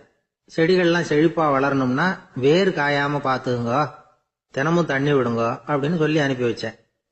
ஒரு மாசம் கழிச்சு ஒரு தோட்டத்தை பாக்குறதுக்காக போனேன். போய் பார்த்தா எல்லா செடியும் வாடி கிடக்குது. என்னங்க இப்படி பண்ணிவிட்டீங்கன்னு. நீங்க சொன்னபடிதான் செஞ்சேன்னார். என்ன செஞ்சீங்கன்னு கேட்டேன். வேர் காயாம பாத்துக்க சொன்னீங்க, தினமும் ஒரு தடவை எல்லா செடியையும் ஒவ்வொன்னா புடுங்கி பார்த்து வேர் காயாம இருக்கா அப்படின்னு பார்த்துட்டு அதுக்கப்புறம் தண்ணி பாய்ச்சனே, அவ்வளவு. ஒரு ஊர்ல ஒரு பெரியவர் இருந்தார். ஒரு நாள் அவரை தேடி ஒருத்தர் வந்தார். ஐயா, நான் கடவுளை பரிபூர்ணமா நம்புறேன் அப்படின்னார். சரி, அந்த நம்பிக்கை உனக்கு எப்படி வந்ததுன்னு கேட்டார் இவர். அவர் சொல்ல ஆரம்பிச்சார். ஐயா, எனக்கு கல்யாணம் ஆகி 10 வருஷம் ஆச்சு. ஆனாலும் குழந்தை பாக்கியம் இல்லை. அதுக்கு என்ன காரணமா இருக்கும்னு நான் யோசனை பண்ணிட்டு இருந்தப்போ நண்பர் ஒருத்தர் ஒரு ஆலோசனை சொன்னார். உனக்கு மதப்பற்று இல்லை, எந்த கடவுளையுமே நம்ப மாட்டேங்கிற, அதுதான் காரணம். கடவுளை நம்பு, உனக்கு குழந்தை பாக்கியம் கிடைக்கும் அப்படின்னார். அவர் அப்படி சொன்னாரே தவிர எனக்கு சந்தேகம்தான். இருந்தாலும் அவர் சொன்னபடியும் நடந்துதான் பார்ப்போமே அப்படின்னு முடிவு பண்ணேன். கடவுளை நம்ப ஆரம்பிச்சேன். அந்த வருஷமே அழகான ஆண் குழந்தை பிறந்தது. எல்லாம் இறைவன் அருள் அப்படின்னார். இவர் இப்படி சொன்னதை கேட்டதும் அந்த பெரியவர் சொன்னார், நீ சொல்றதெல்லாம் சரிதான். இருந்தாலும் இந்த காலத்துல எந்த ஒரு காரியமா இருந்தாலும் அதை சோதனை செஞ்சு பார்த்துட்டு தான் ஒரு முடிவுக்கு சேர முடியும். அறிவுபூர்வமான முடிவு அதுவா தான் இருக்கும். அறிவியல் சோதனைகள் அப்படித்தான். ஒரு குறிப்பிட்ட விஷயத்தை பத்தி எத்தனை தடவை சோதனை பண்ணாலும் ஒரே முடிவு தான் கிடைக்கணும். அதுதான் சரியா இருக்கும். அதனால இப்ப மறுபடியும் ஒரு சோதனைன்னார். என்ன செய்யணும் அப்படின்னு கேட்டார் இவர். கடவுள்கிட்ட ஒரு பெண் குழந்தை வேணும்னு கேளு. முதல்ல ஆண் குழந்தைய கொடுத்தது மாதிரியே இப்போ ஒரு பெண் குழந்தையையும் கொடுக்கறாரா பார்க்கலாம் அப்படின்னார். சரின்னு சொல்லி இவர் அதே மாதிரி முயற்சி பண்ணினார். அதுக்கப்புறம் அவரு இந்த பெரியவர்கிட்ட வரவே இல்லை. கொஞ்ச காலம் கழிச்சு இவரே அவரை தேடிட்டு போய் கதவை தட்டினார். அவர் கதவை திறந்தார். என்ன ஆச்சு, கடவுள் கண் திறந்தாரா அப்படின்னு கேட்டார். அவரு, அந்த சமாச்சாரம்லாம் நமக்கு வேணாம் சார். முதல் தடவை அது ஏதோ தற்செயலா ஏற்பட்ட ஒரு சாதகம். இப்ப நீங்க 2வது தடவை சொன்ன பிறகு தினமும் கடவுளை வேண்டிக்கிட்டு தான் இருக்கிறேன், ஒன்னும் நடக்கல அப்படின்னார் ரொம்ப விரக்தியா. ஒரே ஒரு தோல்வியில உங்க நம்பிக்கையெல்லாம் பறந்து போயிடுது பாத்தீங்களா அப்படின்னார் அந்த பெரியவர். எல்லாம் நல்ல விதமா நடக்கிற வரைக்கும் நம்பிக்கை, எதிர்பார்த்தது தோல்வியில முடிஞ்சுட்டுதுன்னா அவநம்பிக்கை. மற்றவர்கள் பேர்ல வைக்கிற நம்பிக்கை எந்த நேரத்திலையும் விவகாரமாகி விடக்கூடிய சாத்தியம் உண்டு. நாம நம்பிக்கை வைக்க வேண்டியது நம்ம கிட்ட தான். நமக்குள்ள இருக்கிறார் கடவுள். எனவே நம்ம பேர்ல நாம வைக்கிற நம்பிக்கை தான் உண்மையான கடவுள் பக்தி. நிபந்தனையற்ற நம்பிக்கையா அது இருக்கணும். எல்லாம் நல்லபடியா நடந்துகிட்டு இருந்தா எந்த முட்டாளுக்கும் நம்பிக்கை வரத்தான் செய்யும் அப்படிங்கிறது ஒரு பெரியவர் கருத்து. தியானத்தின் மூலமா தான் உனக்குள்ள ஆழமா தோண்டுனா உன்னுடைய அடி ஆழத்துல நம்பிக்கை அப்படி ஊற்றெடுக்கும், அதை பார்க்க முடியும் அப்படிங்கிறது பெரியவர்கள் சிந்தனை. ஒரு குழந்தை அப்பாவை பார்த்து என்னப்பா பண்றேன்னு கேட்டுதான். பிரார்த்தனை பண்ணிட்டு இருக்கிறேன்னாராம் அப்பா. பிரார்த்தனை பண்ணுனா என்ன கிடைக்கும் அப்படின்னு கேட்டுதான் குழந்தை. எல்லாம் கிடைக்கும் அப்படின்னாராம் அப்பா. நீ வச்சிருக்கிறிய பேனா அது கூட கிடைக்குமான்னு கேட்டுதான் குழந்தை. கிடைக்குமேன்னு இருக்கார். அப்படின்னா அந்த பேனாவை என்கிட்ட கொடுத்துரு, நீ பிரார்த்தனை பண்ணி வேற பேனா வாங்கிக்கோ அப்படின்னு தான் அந்த குழந்தை. ஒரு நாள் ஒரு 10-15 பள்ளிக்கூடத்து பிள்ளைங்க தேடிட்டு வந்தாங்க. உங்களை பார்த்துட்டு தான் போகணும், அதுக்காக தான் வந்திருக்கோம்னாங்க. என்ன விஷயம்னு கேட்டோம். நாங்கள்லாம் கூடி ஒரு முடிவு பண்ணியிருக்கிறோம், அதை உங்ககிட்ட சொல்லணும் அப்படின்னாங்க. அதுவும் ஒரு வாண்டு பையன் அதை சொன்னான். என்ன முடிவு அது அப்படின்னு கேட்டோம் ரொம்ப ஆர்வமா. அதை இப்போ சொல்ல மாட்டோம், எங்களுக்கு பிடிக்கிற மாதிரி ஏதாவது ஒரு தகவல் சொன்னால் அதுக்கப்புறம் நாங்கள் அதை சொல்கிறோம் அப்படின்னா அந்த வாண்டு பையன். சரி, சின்ன பையன்கிட்ட இன்னைக்கு வசமாக மாட்டிக்கிட்டோம் அப்படின்னு நினச்சிக்கிட்டு அவங்களுக்கு தகுந்த மாதிரி ஒரு கதை சொல்ல ஆரம்பித்தோம். அது என்ன கதைன்னா, ஒரு பெரிய காடு, அதில் பலவிதமான மிருகங்கள். அந்த காட்டுக்கு ஒரு சிங்கம் தான் ராஜா. எப்பவும் காட்டுக்கு அது தானே ராஜா. ஒரு பெரிய யானைக்கு இது பொறுக்கலை. என்ன இது, எப்போ பார்த்தாலும் இங்கே சிங்கத்துக்கே ராஜா பதவி கிடைக்குது, நான்லாம் எவ்வளவு பலசாலியாக இருக்கிறேன், அப்படி இருந்தும் எனக்கு அந்த பதவி கிடைக்கலையே அப்படின்னு தனக்குள்ளே பொறுமிக்கிட்டே இருந்தது. ராஜா பதவியை நினச்சி ரொம்ப ஏக்கம், அதுக்கு பதவி மோகம். இந்த சமயம் பார்த்து ஒரு குள்ள நரி கூட்டம் அதை தேடிட்டு வந்தது. ஐயா பெரியவங்களே, நீங்கள் இந்த காட்டுக்கு ராஜாவாக இருக்க ஆசைப்படுறீங்க, அதில் ஒன்றும் தப்பு இல்லை. ஆனால் அதுக்கு முன்னாடி நீங்கள் எங்கள் கூட்டத்துக்கு கொஞ்ச நாள் தலைவராக இருங்க, அதாவது ராஜாவாக இருங்களேன், உங்களுக்கும் ஒரு ட்ரைனிங் கிடைச்சது மாதிரி இருக்கும் அப்படின்னு சொல்லியிருக்குது இந்த கூட்டம், குள்ள நரி கூட்டம். இதை கேட்ட உடனே யானைக்கு ரொம்ப சந்தோஷம் தாங்கலை. அதுதான் எப்போன்னு பதவிக்காக காத்துக்கிட்டு இருக்குதே. இருந்தாலும் கொஞ்சம் பிகுவோட, சரி நீங்கள்லாம் இவ்வளவு தூரம் என்ன தேடிட்டு வந்து கேட்கறதுனால மறுக்க முடியல அப்படின்னு ரொம்ப ஏதோ அவளுக்கு சிரமப்பட்டு ஒத்துக்கிறது மாதிரி ஒத்துக்கிட்டது. ஏதோ உங்கள் ஆசைக்கு கட்டுப்படுறேன், கொஞ்ச நாள் உங்கள் கூட்டத்துக்கு ராஜாவாக இருக்கிறதுக்கு சம்மதிக்கிறேன் அப்படின்னுது. உடனே அந்த யானை ராஜ நட போட ஆரம்பிச்சுட்டுது. யானை சாதாரணமாக நடந்தாவே எப்படி இருக்குங்கிறது நமக்கு தெரியும். அதுவே ராஜ நட நடந்தால் எப்படி இருக்கும் கற்பனை பண்ணி பாருங்க. யானை முன்னாடி கம்பீரமாக போய்கிட்டு இருக்குது, தலைவர் இல்லையா, அதனால் குள்ள நரிகள்லாம் ரொம்ப அடக்கமாக அது பின்னாடி அணிவகுத்து போயிட்டு இருக்குது. ராஜா வாழ்க, மன்னர் வாழ்க அப்படின்னு கோஷம் வேற. யானைக்கு தலைகால் புரியல, அவ்வளவு சந்தோஷம். அந்த யானைக்கு செருக்கு ஆணவம் எல்லாம் ஏற்பட்டு போச்சு. அதுக்கப்புறம் அது தரையை பார்க்குமா, நிமிர்ந்து நடக்க ஆரம்பிச்சுட்டுது. தரையை பார்க்கறதே இல்லை. அப்படி போயிட்டு இருக்கிறப்போ ஒரு சதுப்பு நிலத்துல திடீர்னு காலை வச்சுட்டுது. அவ்வளவுதான், கால் உள்ள போயிட்டுது. இன்னொரு காலை எடுத்து வச்சுது, அதுவும் உள்ள போயிட்டுது. அந்த 2 காலையும் எடுக்கிறதுக்காக அடுத்த 2 காலையும் அழுத்திச்சு, அதுவும் உள்ள போக ஆரம்பிச்சுட்டுது. இப்ப 4 காலம் வசமா சேத்துல அழுந்தி போச்சு, எடுக்க முடியல. குள்ள நரிகள்லாம் அதை சுத்தி சுத்தி வந்தது. சிலது சுத்தி நின்று டான்ஸ் ஆட ஆரம்பிச்சுட்டுது யானையை பார்த்துட்டு. இதை யானை பார்த்தது. என்ன இது, தலைவர் நான் தவிச்சுக்கிட்டு இருக்கிறேன், தொண்டர்கள்லாம் சுத்தி நின்று வேடிக்கை பார்த்துக்கிட்டு இருக்கிறீங்க, டான்ஸ் ஆடுறீங்க அப்படின்னு கேட்டுதான். தொண்டர்களே, தலைவர் நான் தவிச்சுக்கிட்டு இருக்கிறது உங்களுக்கு தெரியலையா? இப்போ உடனே உங்க தலைவரை காப்பாற்ற வேண்டியது உங்க கடமை இல்லையா அப்படின்னு கத்துச்சான் அந்த யானை. குள்ள நரிகளில் ஒன்று முன்னாடி நின்று அந்த யானையை பார்த்துதான், தலைவரே எங்களுக்கு ரொம்ப நாளாக ஒரு ஆசை, அந்த ஆசையை நிறைவேற்றிக்கிறதுக்காகத்தான் உங்களை எங்கள் தலைவராக ஏற்றுக்கிறோம்னு சொன்னோம் அப்படின்னு தான். என்ன ஆசைன்னு கேட்டிருக்கு யானை. யானை கறி சாப்பிட்டு பார்க்கணுங்கிறது எங்களுக்கு ரொம்ப நாள் ஆசை, அது இன்னைக்கு தான் நிறைவேற போகுது அப்படின்னு தான் அந்த நரி. இதை கேட்ட உடனே அந்த யானை அப்படியே மூர்ச்சி ஆயிட்டு தான். நரிகள்லாம் அது மேலே ஏறி குதற ஆரம்பிச்சுட்டு தான். பதவி மேலே இருந்த பேராசை அந்த பலசாலியான யானையையே மாட்டி விட்டுட்டு பார்த்தீங்களா அப்படின்னு சொல்லி முடித்தோம் இந்த கதையை அந்த சின்ன பிள்ளைங்க கிட்ட. சரிங்க, இப்போ நாங்கள் உங்களை தேடி வந்த விஷயம் என்னங்கிறத சொல்லவா அப்படின்னா ஒரு வாண்டு பையன். சீக்கிரம் சொல்லு தம்பி, சஸ்பென்ஸ் தாங்கலை அப்படின்னோம். அவன் மெதுவா எங்களை பார்த்து சொல்றான், எங்களுக்கு கொஞ்ச நாள் நீங்க தலைவராக இருந்தா தேவலை அப்படின்னு. ஒரு பெரிய அரசன் இந்த உலகம் பூராவையும் ஆண்டுகிட்டு இருந்தான். ரொம்ப காலம் அப்படி அரசாட்சி பண்ணிக்கிட்டு இருந்தான். திடீர்னு அவனுக்கும் சில எதிரிகள் முளைச்சாங்க. அவங்கெல்லாம் ஒன்று சேர்ந்து இவனை தோற்கடிச்சுட்டாங்க. தோத்து போனதும் இவனுக்கு பயம் வந்துட்டுது, எங்கே எதிரிகள் நம்ம கொண்டுடுவாங்களோ அப்படின்னு. வெளியில வந்தா தனக்கு ஆபத்துன்னு பயந்துகிட்டு யாருக்கும் தெரியாம ஒரு குகைக்குள்ள போய் பதுங்கி கிடக்கிறான். நிலைமைய பாருங்க. முதல் நாள் அரண்மனையில அதிகாரம் பண்ணிக்கிட்டு இருந்தவன் மறுநாள் குகையில பயந்து போய் பதுங்கி கிடக்கிறான். ராத்திரி நேரம் வந்தது, பசி வயத்தை கிள்ளுது, பிச்சை எடுத்து சாப்பிட வேண்டிய நிலைமை. பிச்சை எடுக்கிறதுக்கு பாத்திரம் வேணுமே, என்ன பண்றது அப்படின்னு அங்கேயும் இங்கேயும் பாக்குறான். ஒரு மூலையில யாரோ விட்டுட்டு போன ஒரு ஓடு கிடக்குது, அதை எடுத்துக்கிட்டு புறப்பட்டான். இருட்டுல வழி புரியல, ஏதோ ஒரு யூகத்துல காலை மெதுவா எடுத்து வச்சு நடந்து போயிட்டு இருக்கிறான். வழியில ஒரு கருப்பு நாய் படுத்து கிடந்தது. இருட்டுல அவன் இது கண்ணுக்கு சரியா தெரியல, அவனுக்கு தவறி போய் காலை வச்சுட்டான் அது மேல. நாய் சும்மா இருக்குமா, வள்ளுன்னு உழுந்து கடிச்சு விட்டுது. காலை பாக்குறான், காலத்தையும் நினைச்சு பாக்குறான். அரண்மனையில வந்து வீரக்கழல் அணிந்த காலை உடைய மன்னா அப்படின்னு புகழ்வாங்களே புலவர்கள்லாம். ஆனா அது இன்னைக்கு நாய் கடிச்ச காலம் ஆயிட்டுதே அப்படின்னு நினைக்கிறான். அது மட்டும் இல்ல, முன்னாடி எல்லாம் பொற்கிண்ணங்கள்ல தான் அவன் சாப்பிடுவான். ஆனா இப்போ உடைஞ்சு போன ஓட்டு, அது ஓட்டை வந்து கையில வச்சுக்கிட்டு நிக்கிறான். அதுல ஏதாவது யாராவது சாப்பாடு போடுவாங்களான்னு. முன்னாடி எல்லாம் நிறைய பேர் அரண்மனைக்கு வருவாங்க. அரசருக்கு காணிக்கைன்னு சொல்லி இவன் காலடியில கொண்டாந்து கொட்டுவாங்க. அப்போல்லாம் இவன் அந்த ஜனங்களுடைய முகத்தை திரும்பி கூட பாக்குறது இல்ல, ரொம்ப கர்வமா உட்காந்துருப்பான். அதே ஆளு இன்னைக்கு எல்லார் கண்ணிலையும் படுறது மாதிரி பிச்சை எடுத்துக்கிட்டு இருக்கிறான். அப்போலாம் காணிக்கைகளை வந்து தன்னுடைய கையால வாங்குறது தனக்கு கௌரவ குறைச்சல்னு நினைச்சு தன்னுடைய வேலைக்காரங்களை விட்டு தான் அதை வாங்க சொல்லுவான். இப்போ பாத்தீங்கன்னா அவனே தன் கையாலேயே பிச்சை வாங்குறான். நினைச்சு பாருங்க, அந்த மனுஷன் முத நாள் அரசன், மறுநாள் பிச்சைக்காரன். எவ்வளவு வித்தியாசம்! செல்வம் தான் இப்படி ஒரு வித்தியாசம் ஏற்படுறதுக்கு காரணம். அப்படிப்பட்ட செல்வம் வாழ்க்கையை நடத்துறதுக்கு நமக்கு தேவைதான்.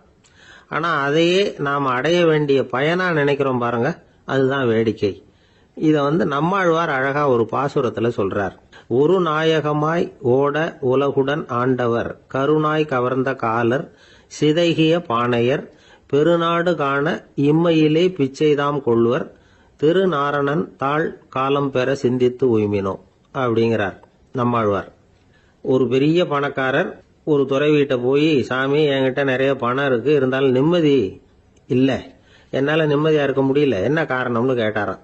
உடனே அந்த துறவி இதுக்கு நேரடியா பதில் சொல்லாம பக்கத்துல நின்றுகிட்டு இருந்த ஒரு குழந்தைய கூப்பிட்டார். அது ஓடியாந்தது. ஒரு ஆப்பிள் பழத்தை எடுத்து அது கையில கொடுத்தார். அதை வாங்கிக்கிட்டு குழந்தை சிரிச்சுது. இன்னொரு பழத்தை எடுத்து கொடுத்தார். அதை இன்னொரு கையில வாங்கிட்டு சிரிச்சுது. மூணாவது ஆப்பிள் எடுத்து கொடுத்தார். 2 பழத்தையும் நெஞ்சில் அணைச்சிக்கிட்டு 3வது பழத்தையும் வாங்கறதுக்கு முயற்சி பண்ணிச்சு. ஆனா அது உடனே நழுவி கீழே விழுந்து உருண்டு ஓடிச்சு. ஏற்கனவே இருந்ததும் விழுந்துட்டுது. இப்ப அந்த குழந்தை அழ ஆரம்பிச்சுட்டுது. இப்ப அந்த துறவி பணக்காரர்கிட்ட சொன்னாராம், குழந்தைய கவனிச்சியா? 2 ஆப்பிள் போதும்னு அது நினைச்சிருந்தா இப்போ அது அழ வேண்டிய அவசியம் வந்திருக்குமா அப்படின்னாராம். எதுவுமே அளவுக்கு மிஞ்சினா துன்பம்தான். இந்த காலத்துல இதெல்லாம் யாரு காதுல வாங்குறாங்க? ஒருத்தனை நல்ல வழிக்கு கொண்டு வரணும்னு நினைச்சு அவனை கூப்பிட்டு உட்கார வச்சு இந்த கதையை சொல்லிட்டு இருந்தாங்க. சொல்லிவிட்டு அந்த குழந்தை செஞ்சது தப்பு தானே அப்படின்னு கேட்டிருக்கிறாங்க. ஆமாம், தப்பு தான், நானா இருந்தா அப்படி செஞ்சிருக்க மாட்டேன் நானா இவன். 2 பழமே போதும்னு சொல்லிருப்பியா அப்படின்னு கேட்டிருக்காங்க. அப்படி இல்லைங்க, அவர் கொடுக்க கொடுக்க ஒவ்வொரு பழமா வாங்கி பின்னாடி வச்சுட்டு மறுபடியும் கையை நீட்டுவேன் அப்படிங்கிறானா. இவெல்லாம் எந்த காலத்துல திருந்துறது? நாட்டுல நல்லவங்க ஒருத்தர் 2 பேர் இருக்கிறதுனால தாங்க மழையே பெய்யுது அப்படின்னு சொல்றது உண்டு. நல்லார் ஒருவர் உளரேல் அவர் பொருட்டு எல்லாருக்கும் பெய்யும் மழை. சில சமயம் ரொம்ப பேர் திடீர்னு நல்லவங்களா ஆயிடுவாங்க போல இருக்கு. அதனாலதான் விடாம பேய் மழையா கொட்டி தீர்த்துடுது. எல்லாரும் நல்லவங்களாயிட்டா உலகமே தாங்காது போல இருக்க. அப்பப்ப ஒருத்தர் 2 பேர் நல்லவங்களாகணும், அப்பதான் சீரா மழை பெய்யும். மாசத்துக்கு 3 பேர் நல்லவங்களானா மாதம் மும்மாரி பொழியும். இதெல்லாம் வேடிக்கை பேச்சு. இப்போ இதெல்லாம் ஒரு பக்கம் இருக்கட்டும், இப்போ விஷயத்துக்கு வருவோம். ஒரு கும்பல்ல நல்லவன் யாரு அப்படிங்கறத எப்படி கண்டுபிடிக்கிறது? இதுக்கு ஒரு வேடிக்கை கதை உண்டு. என்னுடைய நண்பர் ஒருத்தருக்கு அவங்க பாட்டியம்மா சொன்ன கதையா அது. அது என்ன கதைன்னா, ஒரு ஊர்ல ஒரு சமயம் பலமான மழை பெய்ய ஆரம்பிச்சுட்டுதான். இடி மின்னல் ரொம்ப கடுமையா இருந்திருக்குது. ஆரம்பிச்ச மழை வர வர கடுமையா ஆகிட்டு இருக்குதே தவிர நிக்கிற பாடா தெரியல. ஊரு ஜனங்கள்லாம் பார்த்தாங்க. இதுக்கு மேலேயும் வீட்டுக்குள்ள இருந்தா ஆபத்துங்கிறத புரிஞ்சுக்கிட்டாங்க. ஏன்னா வீடெல்லாம் இடிஞ்சு விழுந்துருமோங்கிற பயம். உடனே எல்லாரும் புறப்பட்டு ஊருக்கு பொதுவா இருந்த ஒரு மண்டபத்துல போய் தங்கிக்கிட்டாங்க. மின்னல் கடுமையா இருந்தது. இடி எந்த நேரத்திலையும் விழலாம்ங்கிற நிலைமை. எப்போ விழலாம்னு பார்த்துக்கிட்டு இருக்குது. அந்த மண்டபத்துல இருந்த ஜனங்கள் மனசுக்குள்ள ஒரு பயம். நம்ம கூட்டத்துல யாராவது ஒரு கெட்டவன் பாவம் பண்ணவன் இருந்தா கூட இடி வந்து இந்த மண்டபத்துல விழுந்துரும், அது எல்லாருக்கும் ஆபத்து அப்படின்னு நினைச்சாங்க. சரி, இதுக்கு என்ன பண்ணலாம் அப்படின்னு யோசனை பண்ணாங்க. அந்த கூட்டத்துல ஒரு பெரியவர் இருந்தார். அவரு ஒரு யோசனை சொன்னார். இதோ பாருங்க, அதுக்கு ஒரு வழி இருக்கு. அதோ எதிர்த்தாப்புல கொஞ்சம் தூரத்துல ஒரு உயரமா மரம் ஒண்ணு இருக்கு பாருங்க. பொதுவா இடி வந்து சுலபமா விழறது அது மாதிரி உயரமான மரத்துல தான். நம்ம கூட்டத்துல இருக்கிறவங்க எல்லாரும் ஒவ்வொருத்தரா போய் அந்த மரத்தை தொட்டு விட்டு திரும்பி வந்துடணும். நம்மள பாவம் பண்ணவன் யாரோ அவன் அந்த மரத்தை தொடுற சமயத்துல இடி விழுந்துரும், அவன் மட்டும் போயிடுவான், மண்டபத்துல இருக்கிற நாமெல்லாம் பொழைச்சிக்கலாம் அப்படின்னு ஐடியா கொடுத்தாரு அந்த பெரியவர். இது நல்ல யோசனையா பட்டது. எல்லாரும் ஒத்துக்கிட்டாங்க. ஒவ்வொருத்தரா போய் அந்த மரத்தை தொட்டு விட்டு திரும்பி வந்தாங்க. இடி எதுவும் விழல. இன்னமும் பாவம் பண்ண ஆசாமி அதை போய் தொடல போல இருக்கு அப்படின்னு நினைச்சுக்கிட்டாங்க. ஒவ்வொருத்தரா போறாங்க, எல்லாரும் போய் தொட்டுக்கிட்டு வந்தாச்சு. இன்னும் ஒரே ஒரு ஆசாமி தான் பாக்கி. கடைசியா இருந்த அந்த ஆள் பயந்துட்டான். இது வரைக்கும் இடி விழலைன்னா இப்ப என்ன அர்த்தம்? இப்ப நாம தான் பாக்கி, நாம தான் தப்பு பண்ண ஆள் போல இருக்கு அப்படின்னு நினைச்சுட்டான். அதனால துணிச்சலா போய் தொடுறதுக்கு பயந்தான், தயங்கிக்கிட்டே இருந்தான். இருந்தாலும் மற்றவங்க எல்லாம் சும்மா இருப்பாங்களா? கட்டாயப்படுத்தி கழுத்தை பிடிச்சி தள்ளாத குறையா அவனை தள்ளி விட்டாங்க, போய் தொட்டுட்டு வாடான்னு. அவன் நடுங்கிட்டே போய் அந்த மரத்தை தொட்டான். அதே வினாடி ஒரு பயங்கரமான மின்னல் இடி விழுந்துட்டுது. எங்க விழுந்தது தெரியுமா? அந்த ஆள் மேல இல்ல, மண்டபத்துல விழுந்தது. மண்டபத்துல இருந்தவங்க பூரா காலி. அந்த ஒரு ஆள் மட்டும் பொழைச்சிக்கிட்டான். இந்த ஒரு ஆளை காப்பாத்துறதுக்காக தான் இடி வந்து மண்டபத்துல விழாம இருந்திருக்குது. இதுதான் கதை. அதனால நல்லவங்க எப்படியும் தப்பிச்சுக்குவாங்க அப்படிங்கிறது ஒரு நீதி. ஒருத்தன் அப்படிதான் தெருவில் நடந்து போய்கிட்டு இருந்தான், ரொம்ப நல்லவன். எதிரில் ஒருத்தன் சைக்கிள்ல வந்துகிட்டு இருந்தான். அதுல மோதி இவன் கீழே விழுந்துட்டான். சைக்கிள்காரன் உடனே இறங்கி இவனை தூக்கி விட்டான். இவன் எழுந்திரிச்சு அவனை முறைச்சி பார்த்தான். அப்படி பார்க்காதீங்க சார், நீங்க ரொம்ப புண்ணியம் பண்ணிருக்கீங்க, அதுதான் இப்போ வந்து சைக்கிள்ல மோதிக்கிட்டீங்க அப்படின்றான். என்ன அப்படி சொல்றேன் நானா? இவன் 10 நிமிஷத்துக்கு முன்னாடி நான் லாரி ஓட்டிட்டு வந்தேன், அப்போ நீங்க எதிரில் வந்திருந்தீங்கன்னா என்ன ஆயிருக்கும் அப்படின்னானா அவன். ஒரு ஊர்ல ஒரு கோயில் இருந்தது, ரொம்ப பழைய கோயில். உள்ள போறதுக்கே பயமா இருக்கும், எந்த நேரத்துல இடிஞ்சு விழுந்துருமோ அப்படிங்கிற பயம். அப்படி இருந்ததுனால யாரும் துணிஞ்சு சாமி கும்பிடுறதுக்கு அங்க போறதில்ல. கோயிலுக்கு வர்ற கூட்டம் கொஞ்சம் கொஞ்சமா குறைய ஆரம்பிச்சுட்டுது. கோயில் நிர்வாகிகள் எல்லாரும் கூடி உட்காந்து பேசினாங்க. என்ன பண்ணலாம்னு யோசனை பண்ணாங்க. எந்த இடம் மோசமா இருக்கோ அந்த இடத்த பழுது பார்த்தாங்க. அங்க எங்க வர்ணத்தை பூசி கொஞ்சம் அழகுபடுத்தி பார்த்தாங்க. ஏதோ இந்த ஊர்ல கோயில்னு ஒண்ணு இருக்கு, அது மக்களுக்கு தெரியணும் அப்படிங்கிறதுக்காகத்தான் அப்படிலாம் பண்ணாங்க.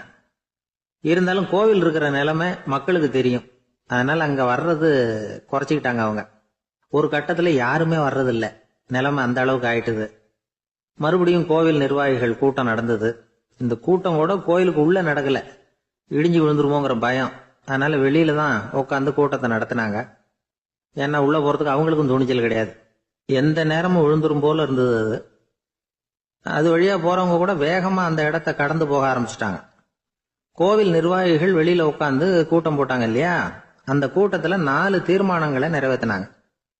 அது என்ன 4 தீர்மானம்னா, முதல் தீர்மானம், இந்த கோவிலை இடிப்பது அப்படிங்கிற முடிவை இந்த கமிட்டி மிகவும் வருத்தத்துடன் ஏற்றுக்கொள்ளுகிறது அப்படின்னு நிறைவேற்றினாங்க. இதுக்கு பதிலா இன்னொரு கோவிலை உடனடியாக கட்டி முடிச்சுடணுங்கிறது 2வது தீர்மானம். 3வது தீர்மானம் என்ன தெரியுமா? பழைய கோவிலின் கதவுகள், அதிலிருந்து பிரிச்சு எடுக்கிற செங்கல், இதையே புது கோவில் கட்டுவதற்கு பயன்படுத்தி கொள்ள வேண்டியது. பழைய கோவில் இருந்த மாதிரியே அதே வடிவத்துல புது கோவிலையும் கட்ட வேண்டியது. பழைய கோவிலின் அஸ்திவாரத்தை அப்படியே வச்சுக்கிட்டு அதுக்கு மேல நாம கோயிலை கட்டிக்க வேண்டியது. இதுதான் 3வது தீர்மானம். இதையும் கமிட்டி முழு மனசோட ஏத்துக்கிட்டது. இது வரைக்கும் சரி. இப்ப அந்த கமிட்டி 4வதா ஒரு முக்கியமான தீர்மானத்தை கொண்டுகிட்டு வந்து அதையும் ஏகமனதா நிறைவேற்றி விட்டது. அது என்ன தீர்மானம்னா, புதிய கோவில் கட்டி முடிக்கிற வரைக்கும் பழைய கோவிலை இடிக்கிறதில்லை அப்படிங்கிற தீர்மானம். எப்படி இருக்குது பாருங்க இது. பழசை இடிக்காத வரையில அதே இடத்துல புதுசா எப்படி கட்ட முடியும்? பல விஷயங்கள்ல நாம நடந்துகிற முறையும் இப்படிதான் இருக்குதான். வாழ்க்கையில முன்னேறணும்னு ஆசைப்படுவோம், அதே நேரத்துல அந்த முன்னேற்றத்துக்கு எது தடையா இருக்கோ அதை விட்டு விடுறதுக்கும் மனசு வராது. வெளிநாட்டுல ஒரு பெரிய விருந்து நடந்துகிட்டு இருந்துதான். எல்லாரும் மது கோப்பையும் கையுமா அலைஞ்சுகிட்டு இருக்கிறாங்க. ஒருத்தர் மட்டும் கையில எதுவும் இல்லாம ரொம்ப நல்ல பிள்ளையா சாதுவா ஒரு ஓரமா தனியா உட்கார்ந்துருக்கிறார். அவர்கிட்ட நெருங்கி வாங்க மது சாப்பிடலாம் அப்படின்னு கூப்பிட்டாங்களாம். என்ன வற்புறுத்தாதீங்க, நான் என் மனசுக்குள்ள உறுதியா தீர்மானம் பண்ணிவிட்டேன் அப்படின்னாரா. என்ன தீர்மானம் பண்ணிருக்கீங்க அப்படின்னு கேட்டிருக்காங்க. ஏற்கனவே முழு போதையில இருக்கும் பொழுது மறுபடியும் மது கோப்பையை தொடறதில்லை அப்படின்னு தீர்மானம் பண்ணிருக்கேன் அப்படின்னாரா. தான் மட்டும் வாழ்ந்தா போதும் அப்படின்னு நினைக்கிறவங்க உண்டு, தானும் வாழணும் அடுத்தவங்களும் வாழணும் அப்படின்னு நினைக்கிறவங்களும் உண்டு. முதல்ல சொன்ன வகையை சேர்ந்த மனிதர்கள் எப்படி தெரியுமா? எப்படியாவது தான் மட்டும் வாழ்ந்தால் போதுங்கிற நினைப்பு தான் எப்பவும் அவங்களுக்கு இருக்கும். தங்களுடைய வளர்ச்சிக்கு எது தடையா இருந்தாலும் சரி, யார் தடையா இருந்தாலும் சரி, அதை அழிச்சுட்டு தான் மறுவேலை பார்ப்பாங்க. அவங்கெல்லாம் பாவ காரியங்களுக்கு தயங்குறதே இல்லை. அப்படிப்பட்ட வாழ்க்கை அவங்களுக்கே இடைஞ்சல அமைஞ்சு விடுறது உண்டு. அதை விளக்கறதுக்கு ஒரு கதையும் உண்டு. ஒரு ஊர்ல அப்படிப்பட்ட ஆள் ஒருத்தன் இருந்திருக்கான். நிறைய பாவங்களை செஞ்சவன். அதன் காரணமா நரகப்படுகொழியில விழுந்துட்டான். நரகப்படுகொழிங்கிறது ஒரு பெரிய கிணறு மாதிரி. ஏற்கனவே பாவம் செஞ்சவங்க நிறைய பேர் அதுல விழுந்து கிடக்குறாங்க. உள்ள ஏகப்பட்ட சத்தம், எல்லாம் அந்த பாவாத்மாக்கள் போடுற சத்தம். இப்ப விழுந்தானே, இவனும் சத்தம் போட்டான். இவன் போடுற சத்தம் கொஞ்சம் அதிகமா கேட்டுது. இந்த கிணத்துக்கு பக்கத்துல புத்தர் உட்கார்ந்துருக்கிறார். அவர் காதுல இவன் போடுற சத்தம் விழுந்தது. உடனே அந்த கிணத்தடிக்கு போனார். குனிஞ்சு பார்த்தார். சாமி என்னை காப்பாத்துங்க அப்படின்னு கத்தனா இவன். புத்தர் அவனை கொஞ்சம் கவனிச்சு பார்த்தார். மனித சமுதாயத்துக்கு அவன் என்னென்ன கெடுதல் பண்ணியிருக்கிறாங்கிற விவரம்லாம் அவர் மனக்கண்ணில் தெரிஞ்சது. அவருக்கு எல்லாம் புரிஞ்சு போச்சு. இருந்தாலும் அவனை காப்பாத்துறதுக்கு ஏதாவது வழி உண்டா அப்படின்னு யோசிச்சார். அவன் தன்னுடைய வாழ்நாள்ல ஏதாவது நல்லது செஞ்சிருக்கானா அப்படின்னு பார்த்தார். ஒரே ஒரு சமயம் அவன் தன்னுடைய காலடியில மிதிபட இருந்த சிலந்தியை மிதிக்காமல் தாண்டி போயிருக்கிறான். இந்த ஒரு காரியத்துக்காக அவனை கரையேற்ற முடியுமா அப்படின்னு நினைச்சார். அவ்வளவுதான். உடனே அவர் கையில ஒரு சிலந்தி வந்து உட்கார்ந்துதான். அதுகிட்ட இருந்து நூல் இழை வெளிவர ஆரம்பிச்சது. அந்த நூல் இழை கிணற்று ஆழம் வரைக்கும் அப்படியே நீண்டுகிட்டே போச்சான். புத்தர் பார்த்தார். இந்த நூலை பிடிச்சுக்கிட்டு மேலே ஏறி வா அப்படின்னார். என்னங்க சொல்றீங்க, இந்த சிலந்தி நூல் என்ன தாங்குமான்னு கத்தனான். எல்லாம் தாங்கும், அதை பிடிச்சுக்கிட்டு ஏறி வா அப்படின்னார். சந்தேகத்தோடவே அவன் அந்த நூல் இழைய பிடிச்சி இழுத்து பார்த்தா ரொம்ப வலுவா இருந்தது. அவனுக்கு ஆச்சரியம். அதை பிடிச்சிக்கிட்டே மெதுவா மேல ஏறி வர ஆரம்பிச்சுட்டான். பாதி தூரம் ஏறி வந்திருப்பான். அப்ப அவன் காலுக்கு கீழே ஏதோ சத்தம். என்னன்னு குனிஞ்சு பார்க்கறான். கீழே கிடந்தவங்க சில பேரும் அந்த நூலை பிடிச்சி மேல வந்துகிட்டு இருக்கிறாங்க. இவனுக்கு கோபம் வந்துட்டுது. தன்னுடைய இடுப்புல வச்சிருந்த கத்தியை எடுத்து தன்னுடைய காலுக்கு கீழே நூல் இழைய அப்படியே வெட்டி விட்டுட்டான். இனிமே நாம மட்டும்தான் மேலே ஏறி வந்துடணும் அப்படின்னு நினைச்சுக்கிட்டான். ஆனா நடந்தது என்ன தெரியுமா? மொத்த நூல் இழையும் அப்படியே அருந்து கீழே விழுந்துட்டுது. அவனும் பொத்துன்னு கீழே விழுந்துட்டான். மறுபடியும் கத்த ஆரம்பிச்சுட்டான். ஏற்கனவே அவன் செஞ்சிருந்த ஒரு சிறு கருணை அந்த நூல் இழைக்கு உறுதியை கொடுத்தது. இப்போ அவன் செஞ்ச பாவம் அந்த நூல் இழைய வலுவிழக்க செஞ்சுட்டுது. அடுத்தவங்களும் வாழணுங்கிற எண்ணம் அவனுக்கு இருந்திருந்தா இப்ப அவனும் கரையேறி வந்திருப்பான், மற்றவங்களும் சௌக்கியமா வந்து சேர்ந்திருப்பாங்க. அதனால நாமும் வாழணும், அடுத்தவங்களும் வாழணும் அப்படின்னு நினைக்கிறவன் வாழ்க்கையில சீக்கிரம் முன்னுக்கு வந்துருவான். ஒருத்தன் ஒரு டாக்டர் கிட்ட போனான். மருந்து வாங்கினான். வாங்கி கொண்டாந்து பேசாம வச்சுட்டான், சாப்பிடல. அப்புறம் எதுக்காகப்பா போய் அவர்கிட்ட மருந்து வாங்கினேன் அப்படின்னு கேட்டாங்க. டாக்டர் வாழணும் இல்லையா, அதனாலதான் அப்படின்னா. அவர் கொடுத்த மருந்து நீ ஏன் சாப்பிடல அப்புறம் அப்படின்னு கேட்டாங்க. நான் வாழணும் இல்லையா, அதுக்காக தான் அப்படின்னா. ஒரு காட்டுல ஒரு முனிவர் இருந்தார். ஒரு நாள் அவரை தேடிட்டு 4 பேர் வந்தாங்க. சுவாமி, எங்களுக்கு ரொம்ப நாளா ஒரு சந்தேகம்னாங்க. என்னன்னு கேட்டார். இந்த உலகத்துல எவ்வளவோ காரியங்கள் நடக்குது, எது நியாயம் எது அநியாயம் அப்படின்னு புரிஞ்சுக்க முடியலன்னாங்க. அது யாராலையும் புரிஞ்சுக்க முடியாதுன்னார் முனிவர். வந்தவங்களுக்கு ஆச்சரியமா போச்சு. ஒரு மாதிரியா பார்த்தாங்க. இத முனிவர் கவனிச்சார். சரி புறப்படுங்க என்னோடன்னார். எங்கன்னு கேட்டாங்க. இப்போ உங்க 4 பேரையும் ஒரு புஷ்பக விமானத்துல அழைச்சிட்டு போறேன். இந்த உலகத்துல சர்வசாதாரணமா நடக்கக்கூடிய ஒரு காட்சியை உங்களுக்கு காட்ட போறேன். நீங்க பார்க்க போற அந்த காட்சி நியாயமா அநியாயமா அப்படிங்கறத என்கிட்ட சொல்லணும். நீங்க சரியான பதில் சொன்னா புஷ்பக விமானத்துல தொடர்ந்து பிரயாணம் பண்ணலாம். தவறான பதில் சொன்னா இந்த புஷ்பக விமானம் உங்களை கீழே தள்ளி விட்டுரும் அப்படின்னார். 4 பேருக்கும் பயம்தான். இருந்தாலும் முனிவர் கூப்பிடுறாரு அப்படின்னு சொல்லி புறப்பட்டாங்க. அவங்க எல்லாரும் புறப்பட்டு ஒரு காட்டு வழியா போய்கிட்டு இருக்கிறாங்க புஷ்பக விமானத்துல. அங்க நடக்கிற ஒரு காட்சியை காட்டுறார் முனிவர். அதோ அங்க பாருங்கன்னார். அந்த விமானத்துல இருந்தபடியே எல்லாரும் கீழே குனிஞ்சு பாக்குறாங்க. அங்க ஒரு தாய் புலி அப்பதான் குட்டி போட்டிருக்கு. குட்டிகளை ஈன்ற உடனே பசிக்கு இறை தேடி அந்த பக்கமா வருது. அதே நேரம் ஒரு தாய் மான், அதுவும் அப்பதான் குட்டி போட்டிருக்கு. அதுவும் இதே மாதிரி குட்டிகளை ஈன்ற உடனே பசிக்கு இறை தேடி அந்த பக்கமா வருது. இப்ப அந்த புலி அந்த மானை அடிச்சு போட்டுடுது. அதுவும் சாப்பிடுது, குட்டிகளுக்கும் கொடுக்குது. இப்போ அந்த புலி குட்டிகள் முகத்துல மகிழ்ச்சி, தாயை இழந்த அந்த மான் குட்டிகள் முகத்துல துக்கம். இப்போ அந்த முனிவர் 4 பேர்கிட்டையும் கேட்கிறார். நீங்க இங்க பாத்தீங்களே, இதுல எது நியாயம் எது அநியாயம், ஒவ்வொருத்தரா சொல்லுங்க. உங்க பதில் சரியில்லைன்னா இந்த விமானம் உங்களை கீழே தள்ளி விட்டுரும், சொல்லுங்க பார்க்கலாம்னார். முதல்ல ஒருத்தன் சொன்னான், அந்த புலி செஞ்சது சரிதாங்க. அது பசிக்கு அதுதான் ஆகாரம். தன்னுடைய பசிக்கு தானே இறை தேடிக்கிட்டுது. அதுல என்ன தப்பு? அவ்வளவுதான். அதனால புலி செஞ்சது நியாயம்தான் அப்படின்னா. அவ்வளவுதான். அந்த விமானம் அவனை அப்படியே கீழே தள்ளி விட்டுட்டுது. அதனால அவன் கொடுத்த பதில் சரியில்லை அப்படிங்கிறது புரிஞ்சு போச்சு. இப்ப ரெண்டாவது ஆள் சொன்னான், புலி செஞ்சது பாவம், அந்த தாய்மான் என்ன தப்பு பண்ணிச்சு, இப்ப அந்த குட்டிகளுக்கு யாரு ஆதரவு, அதனால புலி செஞ்சது அநியாயம் அப்படின்னா. அவ்வளவுதான். அவனையும் கீழே தள்ளி விட்டுடுது அந்த விமானம். இந்த பதிலும் சரியில்லை அப்படின்னு ஆயிட்டுது. இப்ப மூணாவது ஆள் வந்தான். முதல்ல 2 பேர் கீழே விழுந்ததை பார்த்துக்கிட்டு இருந்தான். அதனால அவன் சொன்னான், ரெண்டுமே நியாயம்தாங்க. புலி இறை தேடினதும் இயற்கை, அதுக்கு மான் இரையானதும் இயற்கை, அதனால இதுல ஒன்றும் தப்பு இல்லைன்னா. அவ்வளவுதான். அவனையும் அந்த விமானம் கீழே பிடிச்சி தள்ளி விட்டுது. இப்ப 4வது ஆள் வந்தான். முனிவர் கேட்டார், நீயாவது சொல்லுப்பா, இந்த செயல்ல எது நியாயம்னார். அவன் தெளிவா பதில் சொன்னான். அதாவது என்ன சொன்னான்னா, எனக்கு தெரியல அப்படின்னா. அவனை விமானம் கீழே தள்ளல, சௌரியமா அழைச்சிட்டு போட்டுது. இவனும் பிரயாணம் சௌக்கியமா பண்ணானான். ஆக இதுதான் சரியான பதிலுங்கிறத முனிவர் உணர்த்தினார். இந்த கதையிலிருந்து நாம புரிஞ்சுக்க வேண்டியது என்னன்னா, இந்த உலகத்துல எவ்வளவோ காரியங்கள் நடக்குது. அதெல்லாம் ஏன் அப்படி நடக்குதுங்கிறதுக்கு எப்பேற்பட்ட பண்டிதராலும் பதில் சொல்ல முடியாது. தெரியாததை தெரியாதுன்னு ஒத்துக்கிட்டா வாழ்க்கை பிரயாணம் சுகமா இருக்கும். அதனால தேவையில்லாத விஷயங்களை புரிஞ்சுக்கிறதுக்கு நேரத்தை செலவு பண்ணிட்டு இருக்க கூடாது. வாழ்க்கையை குழப்பிக்க கூடாது. வாழ்க்கைக்கு தேவையானது என்னவோ அதை மட்டும் புரிஞ்சுக்கிட்டா போதும். இந்த காலத்து ஆள் ஒருத்தன் ஒரு பெரியவரை தேடி வந்தான். ஐயா, ஒரு சந்தேகம்னா.